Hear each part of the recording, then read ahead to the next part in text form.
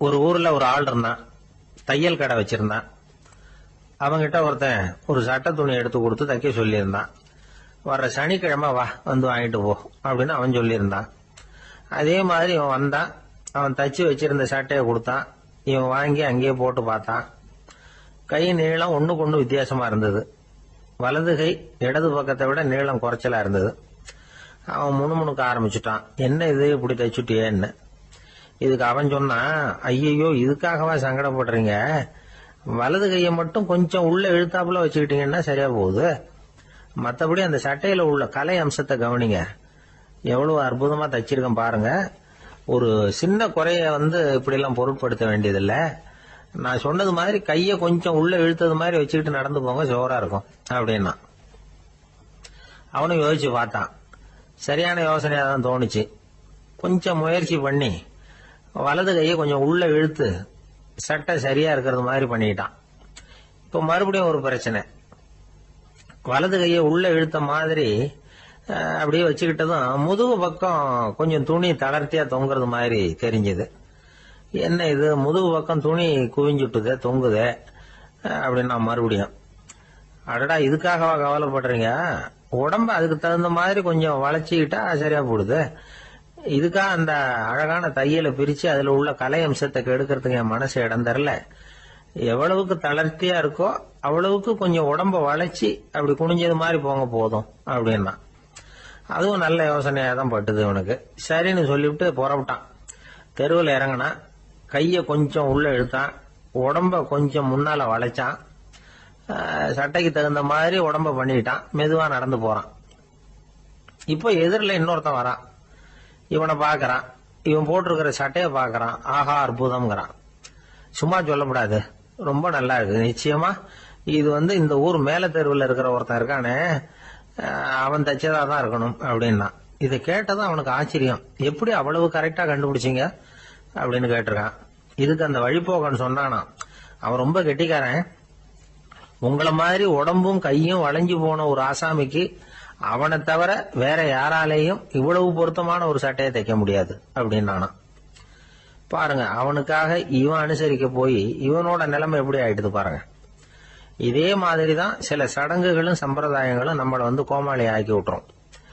எதுவா இருந்தாலும் அதுல அறிவுபூர்வமான அணுகுமுறை அவசியம். ஒரு நர்ஸ் அவசரமா ஓடி டாக்டர் கிட்ட சொல்லிச்சான், டாக்டர் ஒரு தப்பு நடந்து போச்சு, 10ஆம் நம்பர் பெட்ல இருக்கிற பேஷண்ட்டுக்கு காலில் ஆபரேஷன் பண்றதுக்கு பதிலாக கையில ஆபரேஷன் பண்ணி விட்டீங்க. கை ஆபரேஷன் பண்ணிக்க வேண்டிய ஆள் 7ஆம் நம்பர் பெட்ல இருக்கார் அப்படின்னு தான். அதுக்கு ஒரு பதட்டப்படாம சொன்னாராம், பரவாயில்ல இவரை தூக்கி 7ஆம் நம்பர் பெட்ல போட்டுரு அப்படின்னு. ஒரு ஊர்ல ஒரு ஆள் இருந்தான். அவன் ஒரு நாள் கோயிலுக்கு போனான். கடவுள்கிட்ட வேண்டிக்கிட்டான், எனக்கு ஒரு 1,00,000 ரூபாய் நீ கொடுத்தா நான் உன் சன்னதியில ஒரு தேங்காய் உடைக்கிறேன் அப்படின்னு வேண்டிக்கிட்டான். கடவுள் பார்த்தார். உடனே அவன் கண் முன்னாடி தோன்றினார். இந்தா நீ கேட்ட 1,00,000 ரூபாய் அப்படின்னு சொல்லி அவன் கையில பணத்தை கொடுத்துட்டு மறைஞ்சிட்டார். இவனால நம்பவே முடியல. இவ்வளவு சுலபமா கிடைக்கும்னு தெரிஞ்சிருந்தா அனாவசியமா ஒரு தேங்காய் உடைக்கிறேன்னு வேண்டி இருக்க வேண்டியது இல்லையே அப்படின்னு நினைச்சான். இருந்தாலும் வேண்டுதலை நிறைவேற்ற வேண்டியது கடமை. அதுக்காக என்ன பண்ணா, பக்கத்துல ஒரு கடைக்கு போனான். ஒரு தேங்காயை கையில் எடுத்தான். இது என்ன விலைன்னு கேட்டான். 5 ரூபான்னார் கடையில் இருந்தவர். அதிகமா இருக்குதே விலைன்னா. அப்படின்னா ஒண்ணு செய்யுங்க, அடுத்த ஊருக்கு போங்க, அங்க தென்னந்தோப்பு அதிகம், அதனால அங்க இதை விட குறைஞ்ச விலைக்கு கிடைக்கும் அப்படின்னார். சரின்னு அடுத்த ஊருக்கு கிளம்புனான். அங்க போய் விசாரிச்சான். ஒரு தேங்காய் 3 ரூபாய் விலைன்னாங்க. இதுவும் அதிகமா தெரியுதேன்னா.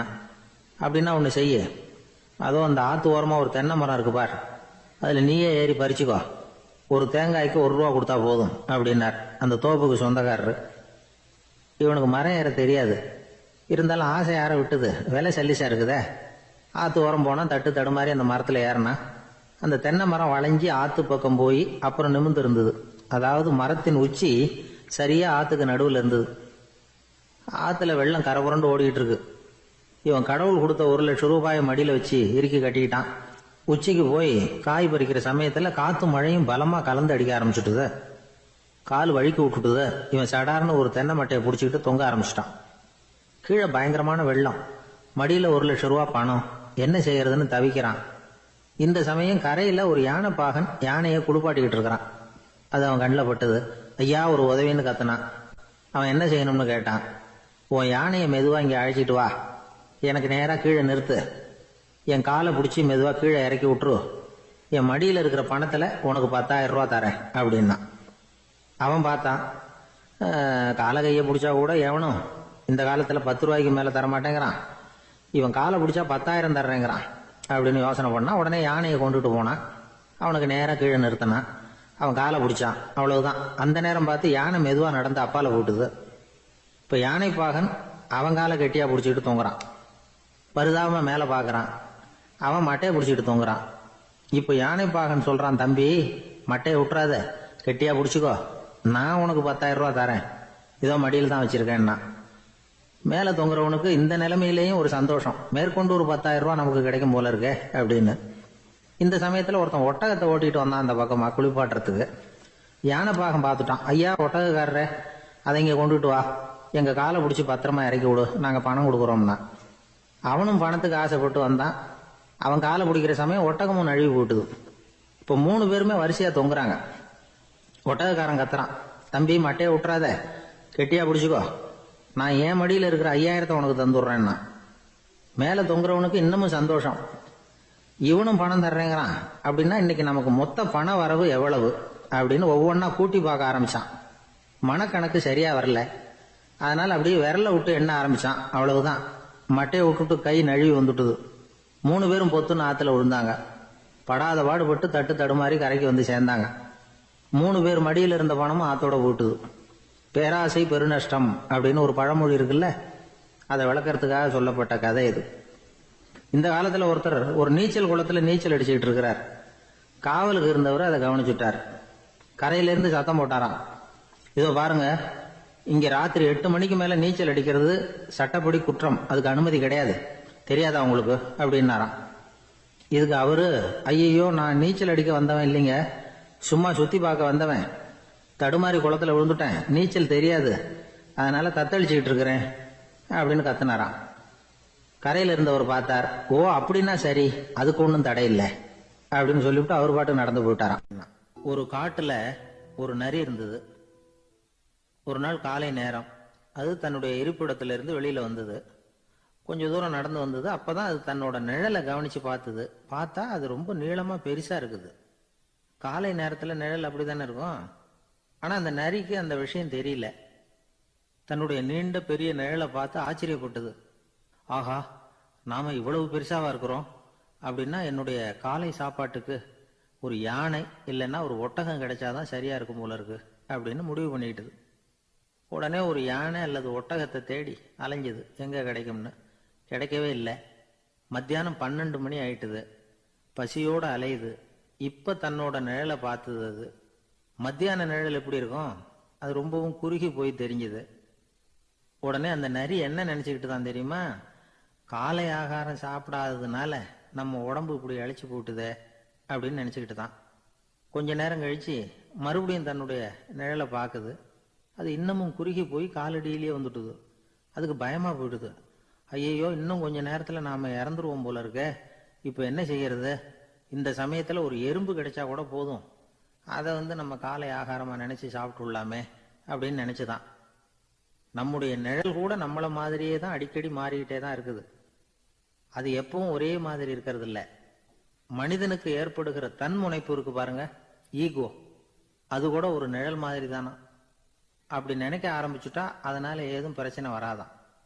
தன்முனைப்பை நிழல் போலவே ஏற்றுக்கொள்ளுங்கள் அப்படிங்கிறது பெரியவங்க கருத்து. ஒரு காரியத்தை வெற்றிகரமா நல்ல விதமா செஞ்சு முடிக்கிறோம்னு வச்சுக்கோங்க, அந்த சமயத்துல ஒரு வித நுட்பமான தற்பெருமை நமக்குள்ள உண்டாகுது. இது இயற்கையானது, அதனால இது மேல பற்று வைக்கப்படாது. அப்படி வைக்க ஆரம்பிச்சுட்டா அந்த தற்பெருமை ஒரு நிரந்தர விருந்தாளியா நம்ம கிட்ட தங்கிக்கும். நம்ம நிழல் எப்படின்னு பாருங்க, நாம நடக்கும் பொழுது நம்ம பின்னாடியே வரும். தன்முனைப்பையும் அப்படியே நினைச்சுக்குங்க. நிழல் யாருக்கும் எந்த பிரச்சனையையும் உண்டாக்குறது இல்லை. ஆனா அந்த நிழலை கண்டே நாம பயப்பட ஆரம்பிச்சுட்டா நாம எதுலையும் வெற்றி காண முடியாது. நிழலோட சண்டை போடக்கூடாது. அது மாதிரி தன்முனைப்போடவும் நாம சண்டை போட வேண்டியதில்லை. இல்லாத ஒன்றோடு சண்டை போடுறது எப்படின்னா, அது இருட்டோட சண்டை போடுறது மாதிரி. நாம நிழல் கிடையாது. நம்ம கிட்ட இருக்கிற தன்முனைப்பு ஒரு நிழல். நம்ம நிழலையும் நமக்கு சமமா பாக்குறோம் பாருங்க, அங்கதான் சிக்கலே ஆரம்பம். இப்போ நாம நடந்து போய்கிட்டு இருக்கிறோம். நம்ம நிழல் தரையில விழுது. யாரோ ஒருத்தர் நம்ம நிழல் மேல காலை வச்சு நடந்து போறார். உடனே அவர்கிட்ட சண்டைக்கா போறோம், ஏண்டா என் நிழலை மிதிச்ச அப்படின்னு. நமக்கு தெரியும் அது நிழல் தாங்கிறது. அவர் உங்க மேல நடக்கல, உங்களுடைய நிழல் மேலதான் நடக்கிறார். அது மாதிரி உங்க தன்முனைப்பின் மேல யாராவது நடந்தா உங்களை அவமானப்படுத்துறதா நினைக்கிறீங்க. காரணம், நாமளும் நம்ம தன்முனைப்பும் ஒண்ணுங்கிற நினைப்பு தான் காரணம். மற்றபடி வேற ஒண்ணும் கிடையாது. நம்ம நிழல் மேல நடக்கிறவர் நம்மளை காயப்படுத்துறது இல்லை. தன்முனைப்பை வேண்டாத ஒன்னாவும் பார்க்க வேண்டியதில்லை. அது இயற்கை.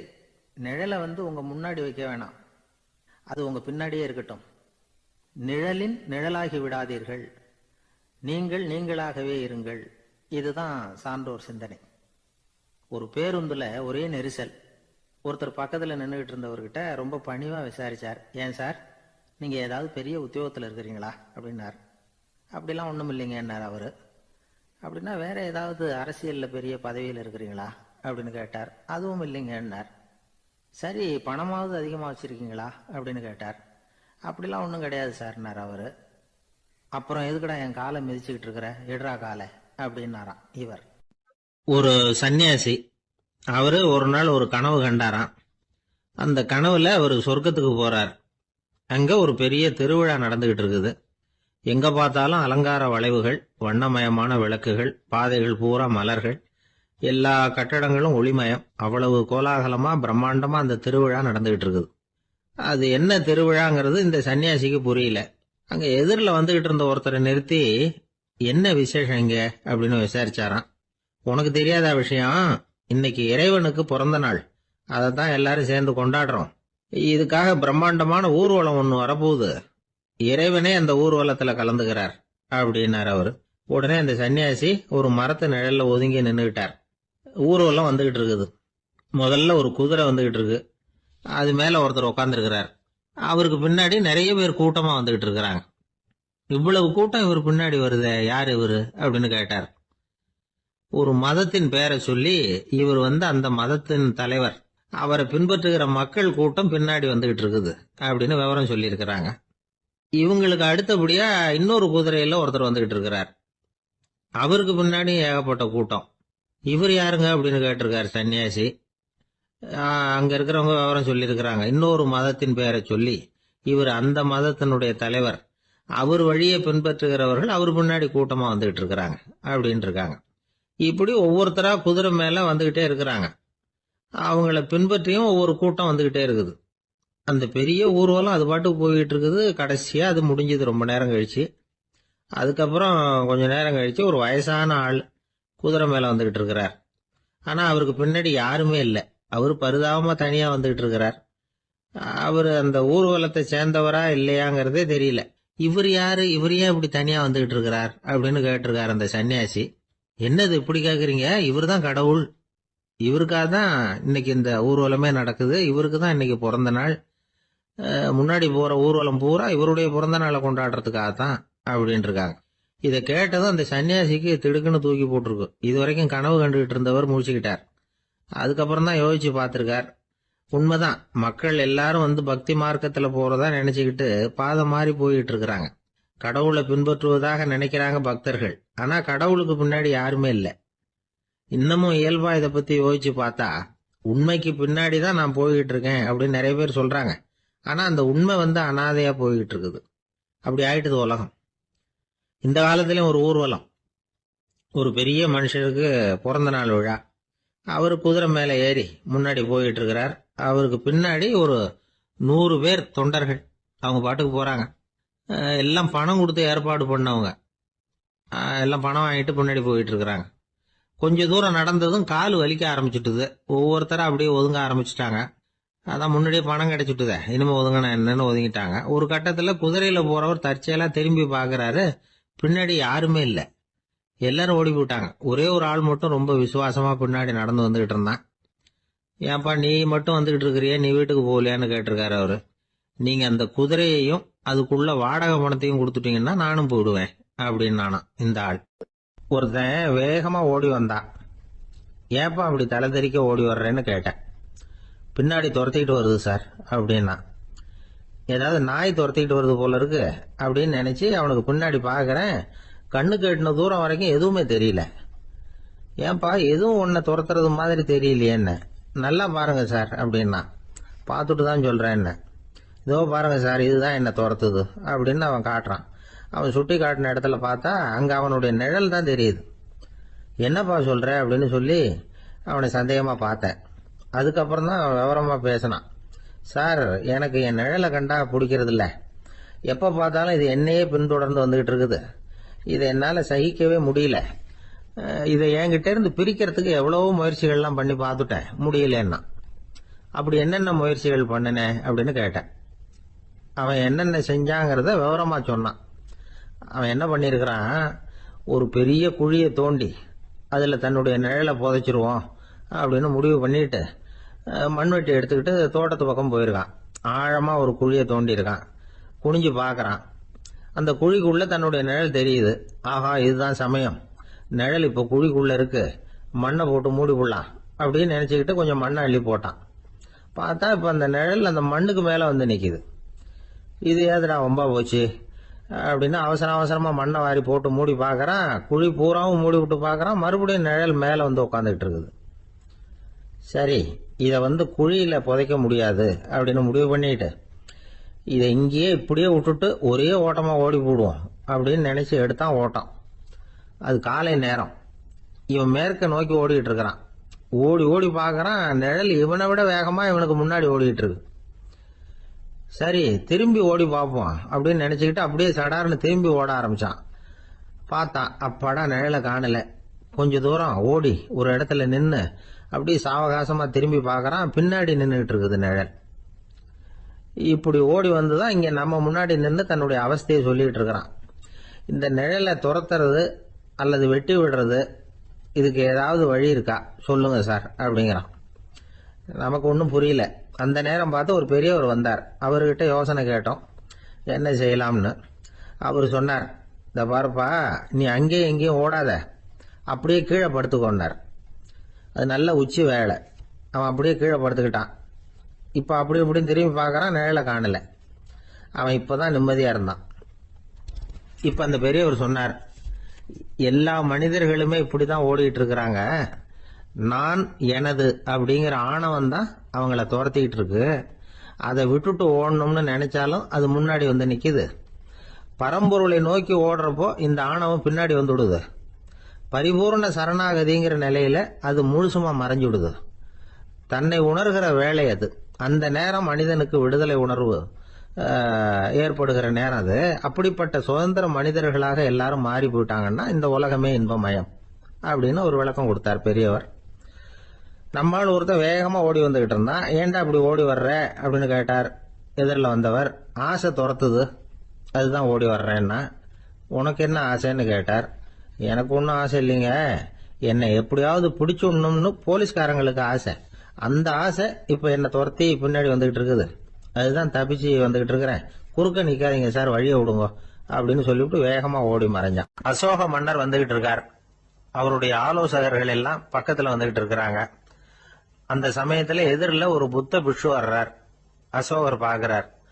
ஓடி போய் அவர் காலில் விழுந்து வணங்குறார். அசோக மன்னரின் தலை அந்த புத்த துறவியின் பாதத்துல பட்டுக்கிட்டு இருக்கு. பக்கத்துல நின்றுகிட்டு இருந்த அமைச்சருக்கு இது ரொம்ப சங்கடமா போச்சு. ரொம்ப வருத்தப்பட்டார். நம்ம அசோக சக்கரவர்த்தி எப்பேற்பட்டவர், அவரோட தலை ஒரு சன்னியாசியின் பாதத்துல படுறதா அப்படின்னு நினைச்சு ரொம்ப கவலைப்பட்டார். அரண்மனைக்கு திரும்பினதும் அமைச்சர் மெதுவா ஆரம்பிச்சார். அரசே, எனக்கு ரொம்ப வருத்தமா இருக்குது அப்படின்னார். எதுக்குன்னார் மன்னர்.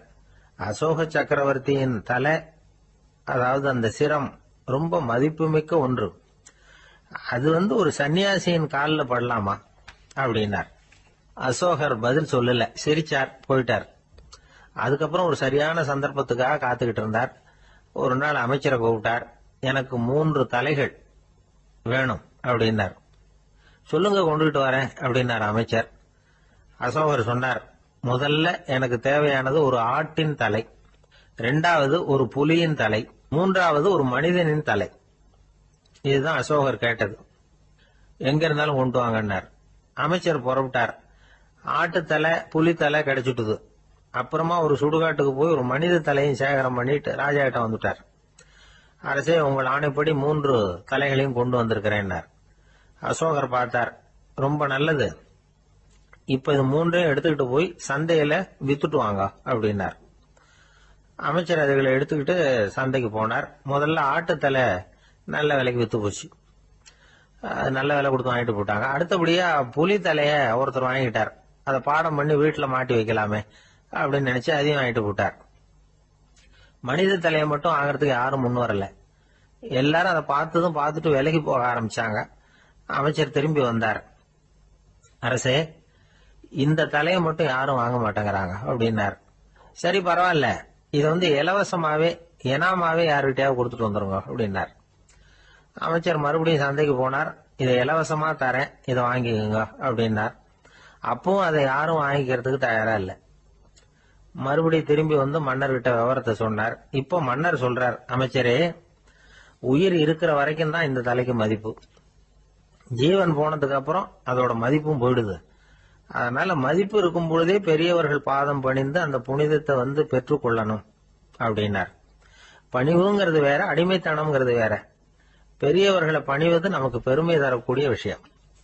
இதை மனசுல வச்சுக்கிட்டு எப்போ காலில் விழணும், எப்போ காலில் விழக்கூடாது அப்படிங்கறத முடிவு பண்ணிக்கணும். ஒரு சாதாரண ஆள் நடந்து வந்துகிட்டு இருந்தார். எதிரில் வந்த ஒரு பெரிய மனுஷன் ஓடி போய் அவர் காலில் விழுந்து தன்னுடைய தலையை அவர் பாதத்துல கொண்டு போய் வச்சார். கொஞ்ச நேரம் கழிச்சு எழுந்திரிச்சு வந்துட்டார். வந்த பிறகு இவரை கேட்டேன், ஏன் திடீர்னு ஓடி போய் அந்த ஆளு காலில் விழுந்தீங்க அப்படின்னு. அவர் போட்டிருக்கிறது என்னோட காணாம போன செருப்பான்னு கண்டுபிடிக்கிறதுக்காக அப்படி விழுந்தேன் அப்படின்னு. ஒரு ஊர்ல ஒருத்தர் இருந்தார். ரொம்ப நல்லவர். யாருக்காவது ஏதாவது கொடுத்துக்கிட்டே இருப்பார். கொடையாளி. தினமும் யாராவது ஒருத்தருக்கு ஏதாவது கொடுக்கலன்னா அவருக்கு தூக்கம் வராது. அப்படி ஒரு பழக்கம். அது மட்டும் இல்ல, அவர் கொடுக்கறது அடுத்தவங்களுக்கு தெரியாது. அவ்வளவு ரகசியமா அதை கொடுப்பார். வலது கை கொடுக்கறது இடது கைக்கு தெரியக்கூடாதுன்னு சொல்லுவாங்கல்ல, அது மாதிரி அவர். ஒரு நாள் ராத்திரி அவர் ஏற்கனவே தயாரா கட்டி வச்சிருந்த பணம் முடிச்ச கையில எடுத்துக்கிட்டு வீட்டை விட்டு வெளியில வந்தார். தெருவில் இறங்கி நடந்தார். இன்னைக்கு யாருக்கு தர்மம் செய்யறது அப்படின்னு யோசனை பண்ணிட்டு இருட்டில் நடந்து வந்துகிட்டு இருக்கிறார். யாரோ ஒருத்தர் எதிரில் வர்றது மாதிரி தெரிஞ்சுது. உடனே அவர் கிட்ட போனார். தன்கிட்ட இருந்த பணம் முடிச்சு அவசரமா அவர் கையில திணிச்சுட்டு திரும்பி வந்துட்டார். அப்பாடா, ஒரு வழியா யாருக்கும் தெரியாம இன்னைக்கு தர்மம் பண்ணியாச்சு அப்படிங்கிற மகிழ்ச்சி, மன நிறைவு அவர் முகத்துல. நிம்மதியா தூங்கினார். அப்புறம் எழுந்திரிச்சார். மறுநாள் காலையில ஊரு பூரா ஒரே பேச்சு. என்ன பேச்சுன்னா, நேற்று ராத்திரி ஒரு திருடன் கையில யாரோ பணத்தை கொடுத்துட்டு போயிருக்கிறாங்க அப்படின்னு எல்லாரும் பேசிக்கிட்டு இருக்கிறாங்க. இதை கேள்விப்பட்டதும் அந்த பெரியவருக்கு ரொம்ப வருத்தமா போச்சு. அடடா, போயும் ஒரு திருடனுக்கா உதவி பண்ணிருக்கிறோம், பிரயோஜனம் இல்லாம போட்டுதே அப்படின்னு நினைச்சார். சரி, இன்னைக்கும் யாருக்காவது உதவி பண்ணணும் அப்படின்னு முடிவு பண்ணினார். ராத்திரி நேரம் வந்தது. இவர் வழக்கம் போல தெருவில் இறங்கி நடந்தார். கையில பணம் முடிச்சு. எதிரில் ஒரு பெண் உருவம் மங்களா தெரிஞ்சது. இவர் உடனே அந்த பெண் கிட்ட பணத்தை கொடுத்துட்டு திருப்தியா திரும்பி வந்துட்டார். மறுநாள் காலையில ஊர் பூரா என்ன பேசிக்கிட்டாங்க தெரியுமா? நேற்று ராத்திரி நெறி தவறி நடக்கிற ஒரு பெண்ணின் கையில யாரோ பணத்தை வச்சுட்டு போயிருக்கிறாங்க அப்படின்னு எல்லாரும் பேசிக்கிறாங்க. அடடா, இன்னைக்கும் தவறுதலா நடந்து போச்சு அப்படின்னு ஒரு வருத்தப்பட்டார். இருக்கட்டும், இன்னைக்கும் ஏதாவது தர்மம் பண்ணுவோம் அப்படின்னு நினைச்சுக்கிட்டாரு. 3வது நாள் ராத்திரியும் புறப்பட்டார். இப்பவும் எதிரில் ஒருத்தர் வந்தார். இவர் பணத்தை கொடுத்தார், திரும்பி வந்துட்டார். மறுநாள் மக்கள் என்ன பேசிக்கிட்டாங்கன்னா, நேற்று ராத்திரி ஒரு செல்வந்தர் கையில யாரோ பணத்தை கொடுத்துட்டு போயிருக்கிறாங்க அப்படின்னு பேசிக்கிட்டாங்களாம். அவருக்கு ரொம்ப வருத்தமா போட்டுது. என்ன இது, தினம் இப்படி ஆகிட்டு இருக்குதே அப்படின்னு நினைச்சுக்கிட்டே படுத்து தூங்கினார். அன்னைக்கு ராத்திரி ஒரு கனவு. அந்த கனவுல இறைவன் சொன்னாராம், இத பாருப்பா, நீ கொடுத்த தர்மம் வீணா போயிடல. உன்கிட்ட பணம் வாங்கின அந்த திருடன் திருந்திட்டான், அந்த பொண்ணும் திருந்திட்டா, அந்த செல்வந்தனும் கொடையாளி ஆயிட்டான், எல்லாருக்கும் உதவி பண்ண ஆரம்பிச்சுட்டான் அப்படின்னு சொன்னாராம். இந்த கதையை சொன்னவர் யாருன்னா நபிகள் நாயகம். இதுல உள்ள கருத்து என்னன்னா, நல்ல மனசோட தர்மம் பண்ணுனா அது வீணா போறதில்லை. இன்னொரு கருத்து, தர்மம் தன்னை மட்டுமல்ல அடுத்தவங்களையும் தீமையிலிருந்து காப்பாற்றும். இதுதான் நாம புரிஞ்சுக்க வேண்டியது. இந்த காலத்திலயும் இது மாதிரி சில சம்பவங்கள் நடக்கிறது உண்டு. ஒரு பெரியவர் இருட்டில் நடந்து வந்துகிட்டு இருந்தாரு. எதிரில் வந்த ஒருத்தன் வலுக்கட்டாயமா ஒரு கையை பிடிச்சி ஒரு பண முடிப்பை கொடுத்து வச்சுக்க சொல்லிவிட்டு விலகி போயிட்டான். பெரியவருக்கு ஆச்சரியம், இந்த காலத்திலயும் இப்படி வலது கை கொடுக்கறது இடது கைக்கு தெரியக்கூடாதுன்னு நினைக்கிற கொடையாளிகள் உண்டு போல இருக்கு அப்படின்னு யோசனை பண்ணிக்கிட்டே நடந்தார். கொஞ்ச தூரம் போயிருப்பாரு. அதுக்குள்ள அதே ஆள் திரும்பி வந்தான். கொடுத்த பண முடிப்பை திருப்பி கொடுங்க அப்படின்னு கேட்டு வாங்கிட்டான். இவருக்கு ஒன்றும் புரியல. ஏன் இப்படி பண்றேன்னார். அது ஒண்ணும் இல்லைங்க, கொஞ்ச நேரம் இதை உங்ககிட்ட கொடுத்து வச்சிருந்தேன் அவ்வளவுதான் அப்படின்னா. ஏன்னு கேட்டார். என்னை பின்னாடி போலீஸ் தேடிக்கிட்டு வந்துகிட்டு இருக்குது, அதுதான் அப்படி பண்ணேன். இப்ப போயிட்டுது, இனிமே ஒன்றும் பயம் இல்லை அப்படின்னு சொல்லிவிட்டு அவன் பாட்டுக்கு நடந்து போறான். ஒரு ஊர்ல ஒரு பெரியவர் இருந்தார். அவரு ஒரு குரு. அவர் தொடர்ந்து தியான கூட்டங்கள் நடத்துவார். அந்த கூட்டத்துல கலந்துக்கிறதுக்காக பல ஊர்கள்ல இருந்து சீடர்கள் நிறைய பேர் வருவாங்க போவாங்க. ஒரு நாள் அங்க கூட்டம் நடந்துகிட்டு இருக்குது. அந்த சமயத்துல சீடர்கள்ல ஒருத்தன் என்னத்தையே திருடி விட்டான். மற்ற சீடர்கள் அதை கவனிச்சுட்டாங்க. இவன் ஆப்பிட்டுக்கிட்டான். கூட்டம் முடிஞ்ச பிற்பாடு இவன் திருடின விஷயத்த அந்த பெரியவர்கிட்ட போய் சொன்னாங்களாம். அவர் கவனத்துக்கு கொண்டுகிட்டு போனாங்க. ஆனா அவர் இத காதலியே போட்டுக்கல, கண்டுக்கவே இல்லை. போய் சொன்ன சீடர்களுக்கெல்லாம் ஏமாத்தமா போயிட்டுது. என்ன இது, இவ்வளவு தூரம் நாம கண்டுபிடிச்சு போய் சொல்றோம், அவரு கண்டுக்கவே மாட்டேங்கிறாரே அப்படின்னு ஒரு மாதிரி ஆயிட்டாங்க. இருந்தாலும் அதை பத்தி ஒண்ணுமே சொல்லிக்கல, பேசாம இருந்துட்டாங்க. கொஞ்ச நாள் ஆச்சு. அதே ஆளு மறுபடியும் ஒரு திருட்டுல மாட்டிக்கிட்டான். சீடர்கள் மறுபடியும் அந்த குரு கிட்ட விஷயத்த சொன்னாங்க. அவர் அப்பவும் வழக்கம் போல சும்மாவே இருந்துட்டார். இவர் இப்படி இருக்கிறத பார்த்ததும் அந்த சீடர்களுக்கு கோபம் வந்துட்டுது. உடனே அந்த சீடர்கள்லாம் ஒண்ணு கூடி பேசினாங்களாம். எல்லாருமா சேர்ந்து ஒரு விண்ணப்பம் தயார் பண்ணாங்க. அதை குருநாதர்கிட்ட கொண்டுட்டு போய் கொடுத்தாங்க. அந்த விண்ணப்பத்துல இவங்க என்ன எழுதியிருக்கிறாங்க தெரியுமா? குருநாதர் அவர்களே, உடனே திருடனவன் மீது சட்ட நடவடிக்கை எடுக்கணும். நீங்க அப்படி அவனை இங்க சேர்க்கக்கூடாது. நீங்க சேர்த்தீங்கன்னா நாங்க இங்க இருக்கிறத பத்தி யோசிக்க ஆரம்பிச்சிருவோம்.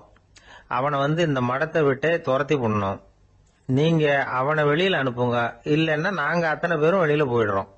இப்படிதான் அந்த விண்ணப்பத்துல எழுதியிருக்கிறாங்க. குரு அந்த விண்ணப்பத்தை வாங்கி படிச்சு பார்த்தார். அதுக்கப்புறம் அதை எழுதின அத்தனை பேரையும் கூப்பிட்டாரு. எல்லாரும் இப்படி வாங்கன்னாரு. வந்தாங்க. இப்படி என் எதிரில் உட்காருங்கன்னார். உட்கார்ந்தாங்க. அப்புறம் சொன்னார், இதை பாருப்பா, நீங்க எல்லாரும் புத்திசாலிகள். உங்களுக்கு எது நல்லது எது கெட்டதுங்கிறது நல்லா தெரியும். நீங்க மேற்கொண்டு ஏதாவது படிக்கணும்னு நினைச்சா வேற எங்க வேணும்னாலும் போகலாம். அதுக்கு நான் தடை சொல்ல மாட்டேன். ஆனா உங்களால குற்றம் சாட்டப்பட்ட அவன் இருக்கானே, அவன் எப்படின்னா அவனுக்கு எது நல்லது எது கெட்டதுங்கிறதெல்லாம் தெரியாது. அதனாலதான் திருடுறான். நீங்க சொல்றது மாதிரி அவனை அடிச்சு துரத்தி விடுறோம்னு வச்சுங்க, அவனுக்கு எப்படி நல்லது கெட்டது தெரியும்? அவனுக்கு அதை யாரு சொல்லி கொடுக்கறது? அதனால இங்கேயே இருக்கட்டும், அதுதான் சரி. இதுக்காக நீங்க எல்லாரும் என்னை விட்டுட்டு போனாலும் சரி, அவனை நான் விரட்ட மாட்டேன் அப்படின்னு விட்டாரான். இவ்வளவையும் திருடனை அந்த சீடன் கேட்டுக்கிட்டே இருந்திருக்கான். அவன் கண்கள்ல கண்ணீர். அப்படியே எழுந்திரிச்சு வந்தான். குரு காலில் விழுந்தான். அவன் கண்ணீர்ல அவனது தீமை கழுவப்பட்டது அப்படிம்பாங்க. அதாவது சீடர்களுக்கு அந்த குருவோட பெருமை அப்பதான் புரிஞ்சுதான். ஒரு நல்ல ஆசிரியர் இருக்காருன்னு வச்சுங்க, நல்லா படிக்கிற பையனுக்கு தான் பாடம் சொல்லி கொடுப்பேன்னா அது என்ன பெரிய விஷயமா? மோசமா படிக்கிறவனையும் மாத்தி காட்டுறேங்கிறது தான் பெருமை. இந்த காலத்து குரு ஒருத்தர் ஒரு ஆசிரமம் வச்சு நடத்திட்டு வந்தார். நிறைய பேர் தினம் வருவாங்க போவாங்க. ஒரு நாள் ஒருத்தன் வந்தான். அந்த குரு முன்னாடி போய் நின்னான். ஐயா, என்ன உங்க சீடனா ஏத்துக்கணும்னா. அந்த குரு நிமிர்ந்து பார்த்தார். உன்னுடைய நோக்கம் என்னன்னு கேட்டார். ஐயா, உங்ககிட்ட கொஞ்ச நாள் இருந்தேன்னா நல்ல பழக்க வழக்கங்களை கத்துக்கலாம். அதுக்கப்புறம் வெளியில போய் ஒரு நல்ல தொழில் தொடங்கி வாழ்க்கையில முன்னுக்கு வரணுங்கிறது தான் என்னோட நோக்கம் அப்படின்னா. நீ சொல்றது சரி, ஆனா உன்னால இங்க நல்ல பழக்க வழக்கங்களை கத்துக்க முடியலன்னு வச்சுக்கோ, அப்ப என்ன பண்ணுவே அப்படின்னு கேட்டார் அவர்.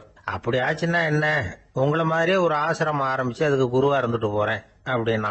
ஒரு பெரிய அரசன் இந்த உலகம் பூராவையும் ஆண்டுகிட்டு இருந்தான். ரொம்ப காலம் அப்படி அரசாட்சி பண்ணிட்டு இருந்தான். திடீர்னு அவனுக்கும் சில எதிரிகள் முளைச்சாங்க. அவங்க எல்லாம் ஒண்ணு சேர்ந்து இவனை தோற்கடிச்சுட்டாங்க. தோத்து போனது இவனுக்கு பயம் வந்துட்டுது, எங்க எதிரிகள் நம்ம கொன்னுடுவாங்களோ அப்படின்னு. வெளியில வந்தா தனக்கு ஆபத்துன்னு பயந்துகிட்டு யாருக்கும் தெரியாம ஒரு குகைக்குள்ள போய் பதுங்கி கிடக்குறான். நிலைமைய பாருங்க. முதல் நாள் அரண்மனையில அதிகாரம் பண்ணிக்கிட்டு இருந்தவன் மறுநாள் குகையில பயந்து போய் பதுங்கி கிடக்குறான். ராத்திரி நேரம் வந்தது. பசி வயத்தை கிள்ளுது. பிச்சை எடுத்து சாப்பிட வேண்டிய நிலைமை. பிச்சை எடுக்கிறதுக்கு பாத்திரம் வேணுமே, என்ன பண்றது அப்படின்னு அங்கேயும் இங்கேயும் பாக்குறான். ஒரு மூலையில யாரோ விட்டுட்டு போன ஒரு ஓடு கிடக்குது. அதை எடுத்துக்கிட்டு புறப்பட்டான். இருட்டுல வழி புரியல. ஏதோ ஒரு யூகத்துல காலை மெதுவா எடுத்து வச்சு நடந்து போயிட்டு இருக்கிறான். வழியில ஒரு கருப்பு நாய் படுத்து கிடந்தது. இருட்டுல அவன் இது கண்ணுக்கு சரியா தெரியல, அவனுக்கு தவறி போய் காலை வச்சுட்டான் அது மேல. நாய் சும்மா இருக்குமா, வள்ளுன்னு உழுந்து கடிச்சு விட்டுது. காலை பாக்குறான், காலத்தையும் நினைச்சு பாக்குறான். அரண்மனையில வந்து வீரக்கழல் அணிந்த காலை உடைய மன்னா அப்படின்னு புகழ்வாங்களே புலவர்கள்லாம். ஆனா அது இன்னைக்கு நாய் கடிச்ச காலம் ஆயிட்டுதே அப்படின்னு நினைக்கிறான். அது மட்டும் இல்ல, முன்னாடி எல்லாம் பொற்கிண்ணங்கள்ல தான் அவன் சாப்பிடுவான். ஆனா இப்போ உடைஞ்சு போன ஓட்டு, அது ஓட்டை வந்து கையில வச்சுக்கிட்டு நிக்கிறான். அதுல ஏதாவது யாராவது சாப்பாடு போடுவாங்களான்னு. முன்னாடி எல்லாம் நிறைய பேர் அரண்மனைக்கு வருவாங்க. அரசருக்கு காணிக்கைன்னு சொல்லி இவன் காலடியில கொண்டாந்து கொட்டுவாங்க. அப்போலாம் இவன் அந்த ஜனங்களுடைய முகத்தை திரும்பி கூட பாக்குறது இல்ல, ரொம்ப கர்வமா உட்காந்துருப்பான். அதே ஆளு இன்னைக்கு எல்லார் கண்ணிலையும் படுறது மாதிரி பிச்சை எடுத்துக்கிட்டு இருக்கிறான். அப்போலாம் காணிக்கைகளை வந்து தன்னுடைய கையால வாங்குறது தனக்கு கௌரவ குறைச்சல்னு நினைச்சு தன்னுடைய வேலைக்காரங்களை விட்டுதான் அதை வாங்க சொல்லுவான். இப்போ பாத்தீங்கன்னா அவனே தன் கையாலேயே பிச்சை வாங்குறான். நினைச்சு பாருங்க, அந்த மனுஷன் முத நாள் அரசன், மறுநாள் பிச்சைக்காரன். எவ்வளவு வித்தியாசம்! செல்வம் தான் இப்படி ஒரு வித்தியாசம் ஏற்படுறதுக்கு காரணம். அப்படிப்பட்ட செல்வம் வாழ்க்கையை நடத்துறதுக்கு நமக்கு தேவைதான். ஆனா அதையே நாம அடைய வேண்டிய பயனா நினைக்கிறோம் பாருங்க, அதுதான் வேடிக்கை. இத வந்து நம்மாழ்வார் அழகா ஒரு பாசுரத்துல சொல்றார். ஒரு நாயகமாய் ஓட உலகுடன் ஆண்டவர், கருணாய் கவர்ந்த காலர், சிதைகிய பானையர், பெருநாடு காண இம்மையிலே பிச்சைதாம் கொள்வர், திருநாரணன் தாழ் காலம் பெற சிந்தித்து உய்மினோ அப்படிங்கிறார் நம்மாழ்வார். ஒரு பெரிய பணக்காரர் ஒரு துறவிகிட்ட போய், சாமி என்கிட்ட நிறைய பணம் இருக்கு, இருந்தாலும் நிம்மதி இல்ல, என்னால நிம்மதியா இருக்க முடியல, என்ன காரணம்னு கேட்டாராம். உடனே அந்த துறவி இதுக்கு நேரடியா பதில் சொல்லாம பக்கத்துல நின்றுகிட்டு இருந்த ஒரு குழந்தைய கூப்பிட்டார். அது ஓடியாந்தது. ஒரு ஆப்பிள் பழத்தை எடுத்து அது கையில கொடுத்தார். அதை வாங்கிக்கிட்டு குழந்தை சிரிச்சுது. இன்னொரு பழத்தை எடுத்து கொடுத்தார். அதை இன்னொரு கையில வாங்கிட்டு சிரிச்சுது. மூணாவது ஆப்பிள் எடுத்து கொடுத்தார். 2 பழத்தையும் நெஞ்சில் அணைச்சிக்கிட்டு 3வது பழத்தையும் வாங்கறதுக்கு முயற்சி பண்ணிச்சு. ஆனா அது உடனே நழுவி கீழே விழுந்து உருண்டு ஓடிச்சு. ஏற்கனவே இருந்ததும் விழுந்துட்டுது. இப்ப அந்த குழந்தை அழ ஆரம்பிச்சுட்டுது. இப்ப அந்த துறவி பணக்காரர்கிட்ட சொன்னாராம், குழந்தைய கவனிச்சியா? 2 ஆப்பிள் போதும்னு அது நினைச்சிருந்தா இப்போ அது அழ வேண்டிய அவசியம் வந்திருக்குமா அப்படின்னாராம். எதுவுமே அளவுக்கு மிஞ்சினா துன்பம் தான். இந்த காலத்துல இதெல்லாம் யாரு காதுல வாங்குறாங்க? ஒருத்தனை நல்ல வழிக்கு கொண்டு வரணும்னு நினைச்சு அவனை கூப்பிட்டு உட்கார வச்சு இந்த கதையை சொல்லிட்டு இருந்தாங்க. சொல்லிவிட்டு அந்த குழந்தை செஞ்சது தப்பு தானே அப்படின்னு கேட்டிருக்கிறாங்க. ஆமாம், தப்பு தான், நானா இருந்தா அப்படி செஞ்சிருக்க மாட்டேன் நானா இவன். 2 பழமே போதும்னு சொல்லிருப்பியா அப்படின்னு கேட்டிருக்காங்க. அப்படி இல்லைங்க, அவர் கொடுக்க கொடுக்க ஒவ்வொரு பழமா வாங்கி பின்னாடி வச்சுட்டு மறுபடியும் கையை நீட்டுவேன் அப்படிங்கிறானா. இவெல்லாம் எந்த காலத்துல திருந்துறது? ஒரு மனிதர், அவர் யாருக்கிட்டே தொலைபேசியில பேசிட்டு இருக்கிறார். கொஞ்சம் தூரத்துல நாம நிக்கிறோம். எட்டத்துல இருந்துகிட்டு அவரை கவனிக்கிறோம்.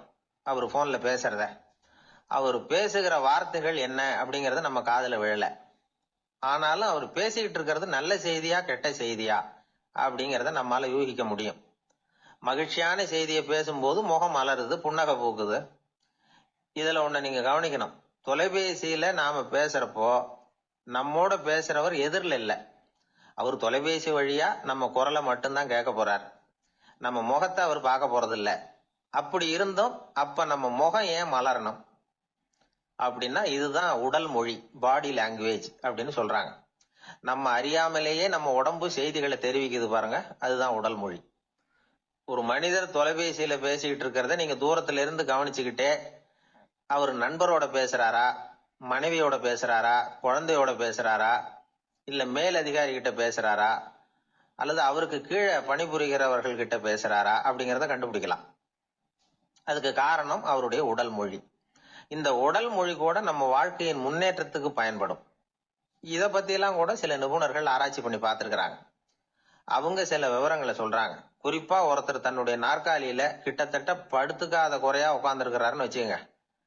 எதிர இருக்கிறவர் பேசுறது அவருக்கு பிடிக்கலன்னு அர்த்தமா.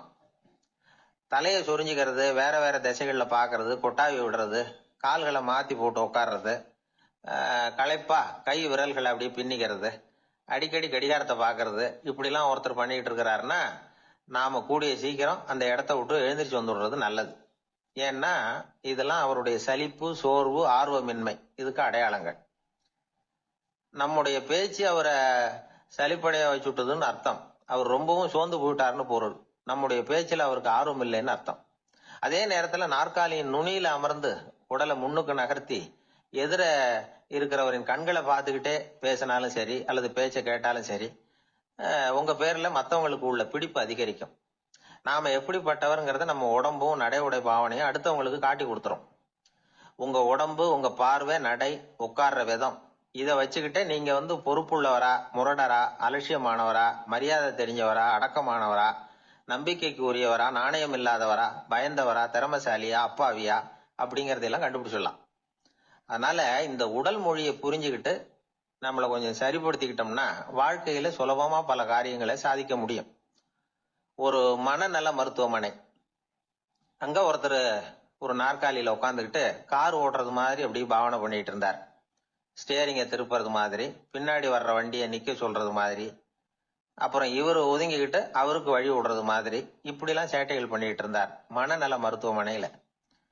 இத பார்த்துக்கிட்டு இருந்த ஒருத்தர் பக்கத்துல இருந்த இன்னொருத்தர்கிட்ட கேட்டார், இவர் ஏன் இப்படி பண்றாரு, இவருக்கு ஏன் அப்படி வந்தது நிலைமை அப்படின்னு சொல்லி அவர் விசாரிச்சார். அப்ப அவர் விவரம் சொன்னார். வேற ஒண்ணும் இல்லைங்க, இவருக்கு கார் ஓட்டணும்னு ஆசை ரொம்ப காலமா, அது நிறைவேறாம போயிட்டுது. அதுக்கப்புறம் அவர் மனநோயாளியா மாறிட்டார். இங்க அழைச்சிட்டு வந்தாங்க. இங்க அழைச்சிட்டு வந்ததுல இருந்து அப்படிதான் பண்ணிட்டு இருக்கிறார். அப்ப கார் ஓட்டுறது மாதிரிலாம் பாவனை பண்ணிட்டு இருப்பார், திருப்புறது மாதிரி பண்ணுவார், பின்னாடி வர்றவங்களுக்கு இடம் விடுவார், இப்படிலாம் செய்யறார் அப்படின்னு விவரம் சொன்னாங்க. நீங்க சொல்லப்படாதா, இப்ப நீங்க கார் ஓட்டல, வெறும் நாற்காலியில தான் உட்கார்ந்து இருக்கிறீங்க அப்படின்னு நீங்க சொல்லப்படாதா அவருக்கு அப்படின்னு கேட்டாங்க. அது முடியாதுங்க, ஏன்னா அந்த காரை கழுவுறதுக்காக அவர் தினமும் எனக்கு 10 ரூபா கொடுத்துக்கிட்டு இருக்கிறார் அப்படின்னாராம் அங்க வேலை செஞ்சுக்கிட்டு இருந்த ஒருத்தர். அதனால வாழ்க்கையில நாம இந்த உடல் மொழியை புரிஞ்சுக்கணும். உடல் மொழிங்கிறது இப்ப ஆரம்பத்துல சொன்னது மாதிரி அந்த தொலைபேசியில பேசுறவங்கள தூரத்துல இருந்து பார்த்தாவே அவர் யாருகிட்ட பேசுறாரு, என்ன பேசுறாருன்னு தெரியும். நம்ம முகத்தை நல்லா வச்சுக்கணும். உடல் மொழிய நம்ம புரிஞ்சுக்கிட்டு பயன்படுத்த ஆரம்பிச்சோம்னா எந்த முயற்சி பண்ணினாலும் அதுல வெற்றி நிற்கும். ஒரு ஆள் இருந்தார், அவரு தன்னை ஒரு குருன்னு சொல்லிக்கிட்டார். மௌன குரு, வாயே திறக்கிறது இல்ல. அவருக்கு 2 சீடர்கள் உண்டு.